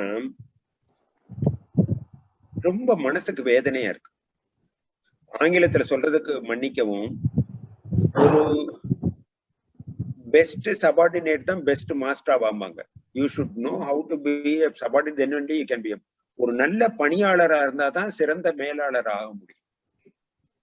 பணியாளரே ஆகாம நீங்க நல்ல ஒரு கருத்து சொன்னீங்க. எல்லாரும் மேலாளர் வேலையை பார்க்கறதுக்கு விரும்புறாங்களே தவிர நம்ம இளைஞர்கள் பணியாளர் வேலையை பார்க்கறதுக்கு விரும்ப மாட்டேங்கிறாங்க. இது மனசுக்கு வேதனை அளிக்கும் செய்தி. இதுக்கு வள்ளுவர் எதுவும் இது அதுக்கான விடை கொடுத்திருக்கிறதா எனக்கு தெரியல. என்னன்னு கேட்டா, ஒரு விஷயம் நான் கேள்விப்பட்டிருக்கேன், பார்த்திருக்கேன், அனுபவப்பட்டிருக்கேன். குழந்தைகள் அப்பா அம்மா சொல்றத கேட்காம இருக்கலாம். ஆனா அவங்க எதை அப்பா அம்மா கிட்ட பாக்குறாங்களோ அதைத்தான் பழக்கப்படுத்திக்கிறாங்க. Children may not obey their parents, but they imitate their parents ன்னு சொல்லுவாங்க. நம்மளை சுத்தி சின்ன வயதிலிருந்தே, இளம் பிராயத்திலிருந்தே நம்ம எதை மதிக்கிறோம், எதுக்கு நம்மளுடைய என்ன சொல்றது, நம்மளுடைய எதை அங்கீகரிக்கிறோம், எதை தாழ்வா பார்க்கிறோம், எதை உயர்வா பார்க்கிறோங்கிறத பொறுத்ததுன்னு நினைக்கிறேன். உழைப்பு என்பது மதிக்கத்தக்கது அப்படிங்கிறது சின்ன வயசுல குழந்தைகளுக்கு விதிக்கப்படணும். அதுதான் நான் நினைக்கிற ஒரே ஒரு விடை. இதுக்கு வேற யாரும் பதிலளிக்க விரும்பினால் செல்வரங்கம் ஐயாவோ இல்ல ராமானுஜர் இருக்கிறாரு, நற்றமிழ் ராமானுஜர் பதில் சொல்லுங்க நல்ல தமிழ்ல இதுக்கு. ஐயா, அனைவருக்கும் வணக்கம். நம்முடைய ஐயா அவர்கள், திருவாளர் அறம் செந்தில் அவர்கள் கேட்ட வினா மிகவும் சிறப்பானது. நம்முடைய தமிழை நாம் அடிப்படையாக கொடுத்துவிட்டு பிறகு கூடுதலாக ஒரு 3-4 மொழிகளை கூட கற்றுக்கொள்ள சொல்லலாம் நம்முடைய குழந்தைகளுக்கு. அது மிக எளிய ஒரு நிலையை கொடுக்கும். நான் கூட ஒவ்வொரு மாணவர்களிடத்திலும் பேசுகிற பொழுது சொல்லுவேன், நீங்கள் 5 மொழிகளை தெரிந்து வைத்துக் கொண்டிருக்க வேண்டும். அடிப்படையில் தாய்மொழி, பிறகு ஆங்கிலம் என்கிற ஒரு பொதுமொழி, நாட்டினுடைய பொதுமொழி, அண்டை மாநில மொழி, அண்டை நாட்டு மொழி. இப்படி சிறுக சிறுக நாம் நம்முடைய மொழி விரிவாக்கத்தை வைத்துக் கொள்வது சிறப்பு. தாய்மொழியில் அன்றி வேறு எந்த மொழியிலுமே நாம் சிறந்த கருத்துக்களை நாம் கொள்ள முடியாது. அந்த அளவிலே நாம் தாய்மொழியை நேசிக்க வேண்டும், கற்றுக்கொள்ள வேண்டும், பேச வேண்டும். அது முதல் கடமை. இரண்டாவது, நம்முடைய தொழிலாளர்கள், அதாவது வேலை செய்வதற்கு விருப்பமில்லை என்பதற்கு காரணமே இன்றைக்கு மேல்நிலை அலுவலராக, உயர்நிலை அலுவலராக நாம் யாரை கொண்டு வந்தாலும் அவர்களுடைய நடவடிக்கைகளை மட்டுமே வெளி தோற்றத்தில், புற தோற்றத்தில் பார்த்து நாம் மயங்கி கொண்டிருக்கிறார்கள் நம்முடைய இளைஞர்கள். உண்மையில் பார்த்தீர்களானால் நாம் உழைத்தால்தான் உண்ண முடியும் என்கின்ற அடிப்படை தத்துவத்தை அவர்கள் புரிந்து கொள்ள வேண்டும். இன்றைக்கு நம்முடைய மருத்துவர் செல்வரங்கம் ஐயா அவர்கள் எல்லாம் இப்படிப்பட்ட ஒரு நிகழ்வை நடத்தி கொண்டிருக்கிறது கூட ஒரு உழைப்பு தான். இதனால் தான் இந்த தொண்டு என்பது பெருகி கொண்டிருக்கிறது. இந்த தொண்டு பெருகுவதனால் அறிவு எல்லோருக்கும் சென்று சேர்கிறது. அதன் மூலம் நாம் ஒரு உண்மையை எல்லாம் உணர்ந்து கொண்டிருக்கிறோம். இன்றைக்கு திருக்குறளை பற்றிய இந்த ஆய்விலே பார்த்தீங்கன்னா, நான் அடிக்கடி சொல்வது உண்டு, திருக்குறள் மக்களுக்கான பெரும் குரல் என்று சொல்வேன். அப்படிப்பட்ட ஒரு அருமையான ஒரு நிகழ்வை நாம் உணர வேண்டும். நம்முடைய இளைஞர்களை மட்டுமே நாம் பெரியவர்கள் அனைவருமே ஒரு அடிப்படையில் வைத்துக்கொண்டு அவர்களுக்கான வழிகாட்டுதலை நாம் வழங்க வேண்டும். அருமையான ஒரு நிகழ்ச்சியிலே எனக்கும் ஒரு சிறு வாய்ப்பு கொடுத்தீர்கள். மிகுந்த மகிழ்ச்சி. நன்றி. நன்றிங்க இமயவரமன் அவர்கள். அரங்கில் இணைந்திருக்கும் அனைவருக்கும் நன்றி. ஓரிரு நிமிடங்கள் தான் காலம் ஆகிட்டதால நான் ஒரு நிமிடத்திலேயே நான் முடிச்சுக்கிறேன். அதாவது கற்றிலன் ஆயினும் கேட்க அதாவது இந்த கேட்டல் வந்து எவ்வளவு அருமையானதுன்றது வந்து இன்னைக்கு நான் வந்து ஒரு நம்ம குரல் இனியர் சோமவி அவர்களுடைய உரையில இருந்து தெரிஞ்சுக்கிட்டோம். இந்த அதிகாரத்தை வந்து நம்ம நிறைய தடவை கடந்து போயிருந்தா கூட மேலாண்மையை பத்தி இந்த அளவு கோணத்துல வந்து சொல்லியிருக்கிறது வந்து ரொம்ப அருமையா இருக்குங்க. இவரோட இதை நான் கேட்டிருக்கேன். இருந்தாலும் இன்றைக்கு வந்து ஒரு புதிய பரிமாணம். ஐயாவுக்கு ஒரு சிறு வேண்டுகோள், மற்ற அதிகாரங்கள் மிகச்சிறந்த அதிகாரங்களா அவர் என்ன நினைக்கிறாரோ மேலாண்மை சம்பந்தமா அதை வந்து இந்த மாதிரி ஒரு அதிகாரம் மூலமா நமக்கு வந்து தெரிவிக்கிறது நல்லது. அப்புறம் இந்த குழு வந்து நான் பார்த்தேன், எல்லாமே மருத்துவர்களா இருக்கீங்க, ரொம்ப தமிழ்ல வந்து மிக ஆர்வம் உள்ளவங்களா இருக்கீங்க. நான் கூட ஆங்கிலத்துல தான் என் பேரை டைப் பண்ணியிருந்தேன், ஏன்னா அது என்னுடைய லேப்டாப்ல வரலன்றதால. ஆனா அது உடனே தமிழ் ஆக்கினீங்க. இதெல்லாம் வந்து மிக பெருமைக்குரியது. நீங்க வந்து இந்த அளவுக்கு ஆர்வமா எல்லாம் இருக்கிறத பார்க்கும் பொழுது தமிழகம் வந்து இது தலை நிமிர் காலம், இதுல வந்து எந்த சந்தேகமும் இல்லை. அப்புறம் கூட இன்னொன்னு, நற்றமிழர் ராமானுஜர் ஐயா இங்க வந்திருக்காங்க. அவங்களுக்கு இன்று பிறந்த நாள். நான் உங்களுக்கு என்னுடைய வாழ்த்துக்களை எங்க குடும்பம் மூலமாக நான் தெரிவிச்சுக்கோம். உங்களுக்கு ரொம்ப மகிழ்ச்சி, நன்றி. இந்த மாதிரி ஒரு அருமையான சான்றோர்கள் அவையில கேட்கறதுக்கு நீங்க உதவி பண்ணிருக்கீங்க. உங்களுக்கு எங்களுடைய மனமார்ந்த நன்றியை நான் தெரிவிச்சுக்கிறேன் சார். நன்றிங்க ஐயா, நன்றி.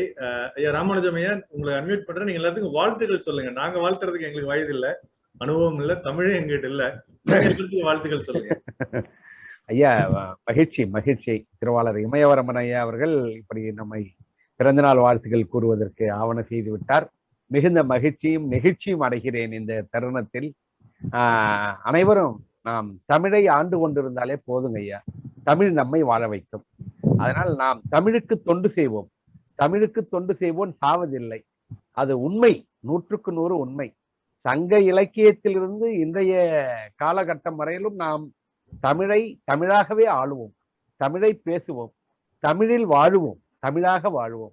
இப்படிப்பட்ட ஒரு செயல்பாடுகளை மட்டும் மனதிலே வைத்துக் கொள்வோம். வெற்றியை பெறுவோம். பல்லாண்டு பல்லாண்டு பல்லாயிரத்தாண்டு பல கோடி 100,000 மல்லாண்ட திந்தோல் மணிவண்ணா நின் தேவடி செவ்வி திருக்காப்பு அடியோமோடும் நின்னோடும் பிரிவின்றி 1000 பல்லாண்டு வடிவாய் நின் வளமார்பினில் வாழ்கின்ற மங்கையும் பல்லாண்டு வடிவார் திருச்சோதி பொல்லாங்கு பல்லாண்டு வாழ்க வளமுடன் என்று உங்கள் அனைவரையும் சார்பில் நான் அந்த இறையருளை வேண்டி ஐம்பெரும் ஆற்றல்களை வணங்கி மகிழ்ச்சியை தெரிவித்துக் கொள்கிறேன். வாழ்க வளமுடன். நன்றி, வணக்கம். நன்றி. ஒரு சின்ன இறைமதி, உங்களுடைய நிறைவு கருத்து. நன்றி உரை. நன்றி உரை. ஆமா, மீண்டும் வணக்கம். அழகிய தருணம், தந்தையர் தினம்.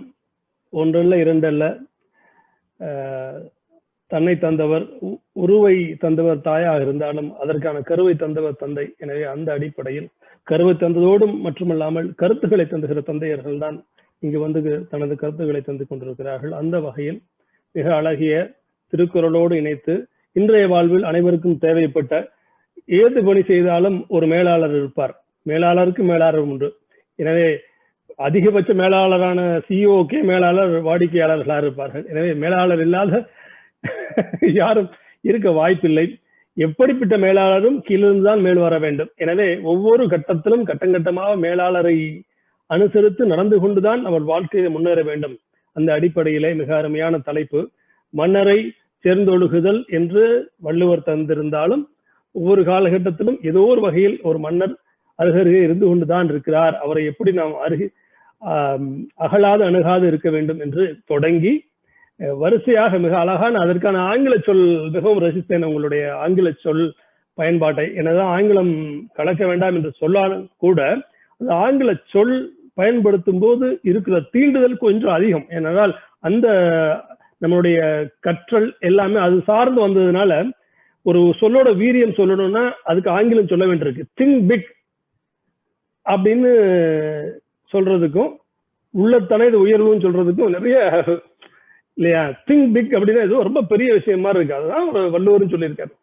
ஆனா அந்த ஆங்கிலம் கலக்கும் பொழுது நீங்க சொல்ற அந்த உரையில சொல்றீங்க, அமெரிக்காவில் இருக்கிற மாணவர்கள் இளைஞர்கள் தமிழ் கற்றுக்கொள்ள வேண்டும் என்ற ஆர்வத்தோடும் குரல் கற்றுக்கொள்ள வேண்டும் என்ற ஆர்வத்தோடும் உங்களை வந்து ஆங்கிலத்திலே விளக்குன்னு சொன்னார்கள் சொன்னீங்க. உண்மைதான். தொலைதூரத்தில் இருப்பவர்களுக்கு அந்த சூழல் ஆங்கிலம் சார்ந்த சூழலா இருப்பதனால ஆங்கிலத்திலேயே பேசி பழகி சிந்தித்து பழகிவிட்ட அவர்களுக்கு தமிழ் மீண்டு வர வேண்டும் என்றால் எனக்கு தெரிந்து உதவியது மிக மிக முக்கியமாக உதவியது தொலைக்காட்சி. எப்பொழுது தொலைக்காட்சி பரவியதோ ஒரு 20 ஆண்டுகளுக்கு 25 ஆண்டுகளுக்கு முன்பு சன் தொலைக்காட்சி தொடங்கி பல தொலைக்காட்சிகள் வளர்ந்து மற்ற நாடுகளுக்கு போகும் பொழுதும் அதுல இருக்கிற கலை திறன் சார்ந்த நிகழ்ச்சிகள் தான் இளைஞர்களை கலைத்துறைக்கு இழுத்து தமிழை தக்க வைத்து இப்பொழுது கொஞ்சம் கொஞ்சமாக மேற்பட்டு வருகிறது. நான் கூட ஒரு சில வாரங்களுக்கு முன்பு ஒரு நிகழ்ச்சியில சின்ன உரையாற்றினேன். அதுல தமிழ் தேனி என்ற உரை, அதுல திருக்குறளுக்கு ஒவ்வொரு திருக்குறள் சொல்றவங்களுக்கும் ஒரு பாராட்டி $1 எல்லாம் கொடுத்து பண்றாங்க. அதுல பார்க்கும் பொழுதும் திருக்குறள் சொல்றாங்க, திருக்குறள் சொல்ற வேகத்தை விட அதிகமா ஆங்கிலத்துல அதுக்கு பொருள் சொல்றாங்க. அதனால அது பொருளை உணர்ந்து படிக்கிறதுக்கு ஆங்கிலத்துல சொல்லும் போது பயன்படுகிறதுங்கிறது என்றது அந்த கருத்து மிகவும் ஆழமான கருத்து. அந்த வகையில் நீங்க இதை அணுகிறது, திருக்குறளை அணுகிறது ஒரு இன்னொரு நல்ல கருத்து. பல பேர் இப்ப அறம் சிந்தனைனா கூட ஏன் தமிழ்ல சொல்லல பாஸ் மேனேஜ்மெண்ட் அப்படிங்கிறத, நீ இதே அந்த ஐயா சொன்னது மேலாண்மை ஆளுமை அப்படிங்கிற மாதிரி ஒண்ணு சொல்லியிருந்தாங்க தமிழ். நீங்க அப்படி சொல்லியிருந்தா அது சென்று சேர்கிற தூரத்தை விட பாஸ் மேனேஜ்மெண்ட் போகிற தூரம் அதிகம். நாம் நம்மளை ஈர்ப்பதற்காக இந்த உரை நிறுத்தவில்லை, நாம் நம் சாராத பிறரையும் ஈர்ப்பதற்கு தான் இந்த உரை நிகழ்த்துகிறோம் என்ற வகையில் நான் அதனை ஏற்றுக்கொள்கிறேன். ஏற்கனவே திருக்குறளை அறிந்தவரும் மேலாண்மை என்ற தமிழை அறிந்தவரும் இந்த உரைக்கு வருவதை விட பாஸ் மேனேஜ்மெண்ட் என்றுதான், மேனேஜ்மெண்ட் மட்டும்தான் அறிவு, பாஸ் மேனேஜ்மெண்ட் தான் அறிவு என்று சொல்லுகிறவர்கள் தமிழுக்கு வர வேண்டும் என்ற அடிப்படையில் நாம் அப்படியும் அணுக வேண்டி இருக்கிறது என்றது. என்னதான் ஐயா தூய தமிழ் எனது தந்தையை போல தனித்தமிழ் ஆளுநராக ஐயா ராமானுஜம் ஐயா எல்லாம் இருக்கிறாங்க. அப்படிலாம் இருந்தாலும் கூட நமக்கு உணர்வு பல வழி சார்ந்த உணர்வு இருக்கிறது. இதற்கு வர வேண்டியவர்கள் இருக்க வேண்டிய கட்டாயம் நமக்கு இருக்கிறது. அந்த வகையிலே அந்த பார்வை மிக உன்னதமான சரியான பார்வை. நம்ம இப்பொழுது திருக்குறள் சொன்னாலும் இந்த துறை சார்ந்தவர்கள் எப்படி மருத்துவர் சார்ந்தவர்களோ எப்படி இந்த அனுபவம் சார்ந்த அந்த எடுத்துக்காட்டுகளோடு சொல்லும் பொழுதுதான் இந்த திருக்குறளும் இவ்வளவு பொருள் இருக்கிறதா என்று புரிந்து கொள்கிற தன்மை கிடைக்கிறது. அதனால இது சார்ந்த அதாவது இந்த கருத்து சொல்ல வேண்டும் என்கிற முதன்மை வைக்கும் பொழுது கொஞ்சம் தனித்தமிழ் என்ற ஆர்வம் இருந்தாலும் அது ஏதோ ஒரு வகையில பிறரை இழுக்க வேண்டும் என்கிறது ஒரு கோட்பாடாக நம்ம கொள்ளலாம் என்பதை சொல்லுகிறேன். நீங்க சொல்லுகிற பல வகையில வெறுப்பில வேண்டுவ, வெறுப்பில சொல்லாமல் வேண்டுவ சொல்ல வேண்டும் அப்படிங்கிறது சொல்லல ஸ்லிப்பரி கிரவுண்ட்னு சொன்னாங்க. அருமையா திருக்குறளுக்கே நான் சொல்றது ரொம்ப மிக எடுத்துக்காட்டு இழுக்கல் உடையொலி ஊற்றுக்கோலற்றாம் ஒழுக்கமுடையார் வாய்ச்சொல் அப்படின்னு சொன்னாரு. அதாவது வாழ்க்கையிலேயே நம்ம போற எல்லா இடத்துலயுமே ஒரு ஸ்லிப்பரி கிரவுண்ட் தான், எங்கேயாவது ஒரு தப்பு பண்ணிடுவோம், ஆனா அந்த இடத்துல ஒரு ஊன்றுகோல் மாதிரி நிக்கிறதுதான் திருக்குறள் அப்படிங்கிறது திருக்குறளுக்கே ஒரு மிக எடுத்துக்காட்டு. இதை நீங்க அழகா அந்த நோ ஸ்லிப்பரி கிரவுண்ட் அப்படிங்கறத வெறுப்புல சொல்லாமல் வேண்டுவதை சொல்ல வேண்டும் அப்படிங்கிறது ரொம்ப அழகா சொன்னீங்க. இளையர் இனமுறையர் அப்படின்னு நம்ம வாழ்க்கையிலே சாதாரணமா இப்ப ஒரு எடுத்துக்காட்டுக்காக சொல்லணும்னா இப்ப நம்மள ஒருவர் மதிக்கும் பொழுது வயது மட்டும் முக்கியம் இல்லைங்க. இப்ப நான் ஒருத்தர் பேசுறேன், மருத்துவ திருப்பதியாவோ வேற யாரோ பேசுறோம், அவர் வயசு என்ன என் வயசு என்ன அது முக்கியம் கிடையாது. அவர் நம்ம எப்படி மதிக்கிறோம் அந்த பொறுப்புக்கும் அல்ல வேற யாராக இருக்கட்டும், சிறுவராக இருக்கட்டும் பெரியவராக இருக்கட்டும், அந்த மதிப்பு சார்ந்து என் தந்தையார் திருக்குறளுக்கு உரை எழுதியவர், குறளும் பொருளும் என்று பாடலாக எழுதியவர், கலைஞர் அவங்களாம் வெளியிட்டாங்க. அந்த அடிப்படையில் நானும் திருக்குறள் கற்றவன். அவரு என்னுடைய வகுப்பு தோழரை சார்பார். எனக்கு சிரிப்பா அவருக்கு என்னோட நான் போட வரான்னு சொல்லிட்டு இருக்கேன், நீங்க சாருங்க. இல்ல அப்படி கிடையாது, நான் இருக்கிற மதிப்புக்காக நான் சொல்லணும், அது அவர் வயதுக்காக இல்லை, நான் ஒரு பார்த்தா தோணுது சொல்றேன் அவ்வளவுதான் அப்படிங்கிற மாதிரி சொல்லுவார்.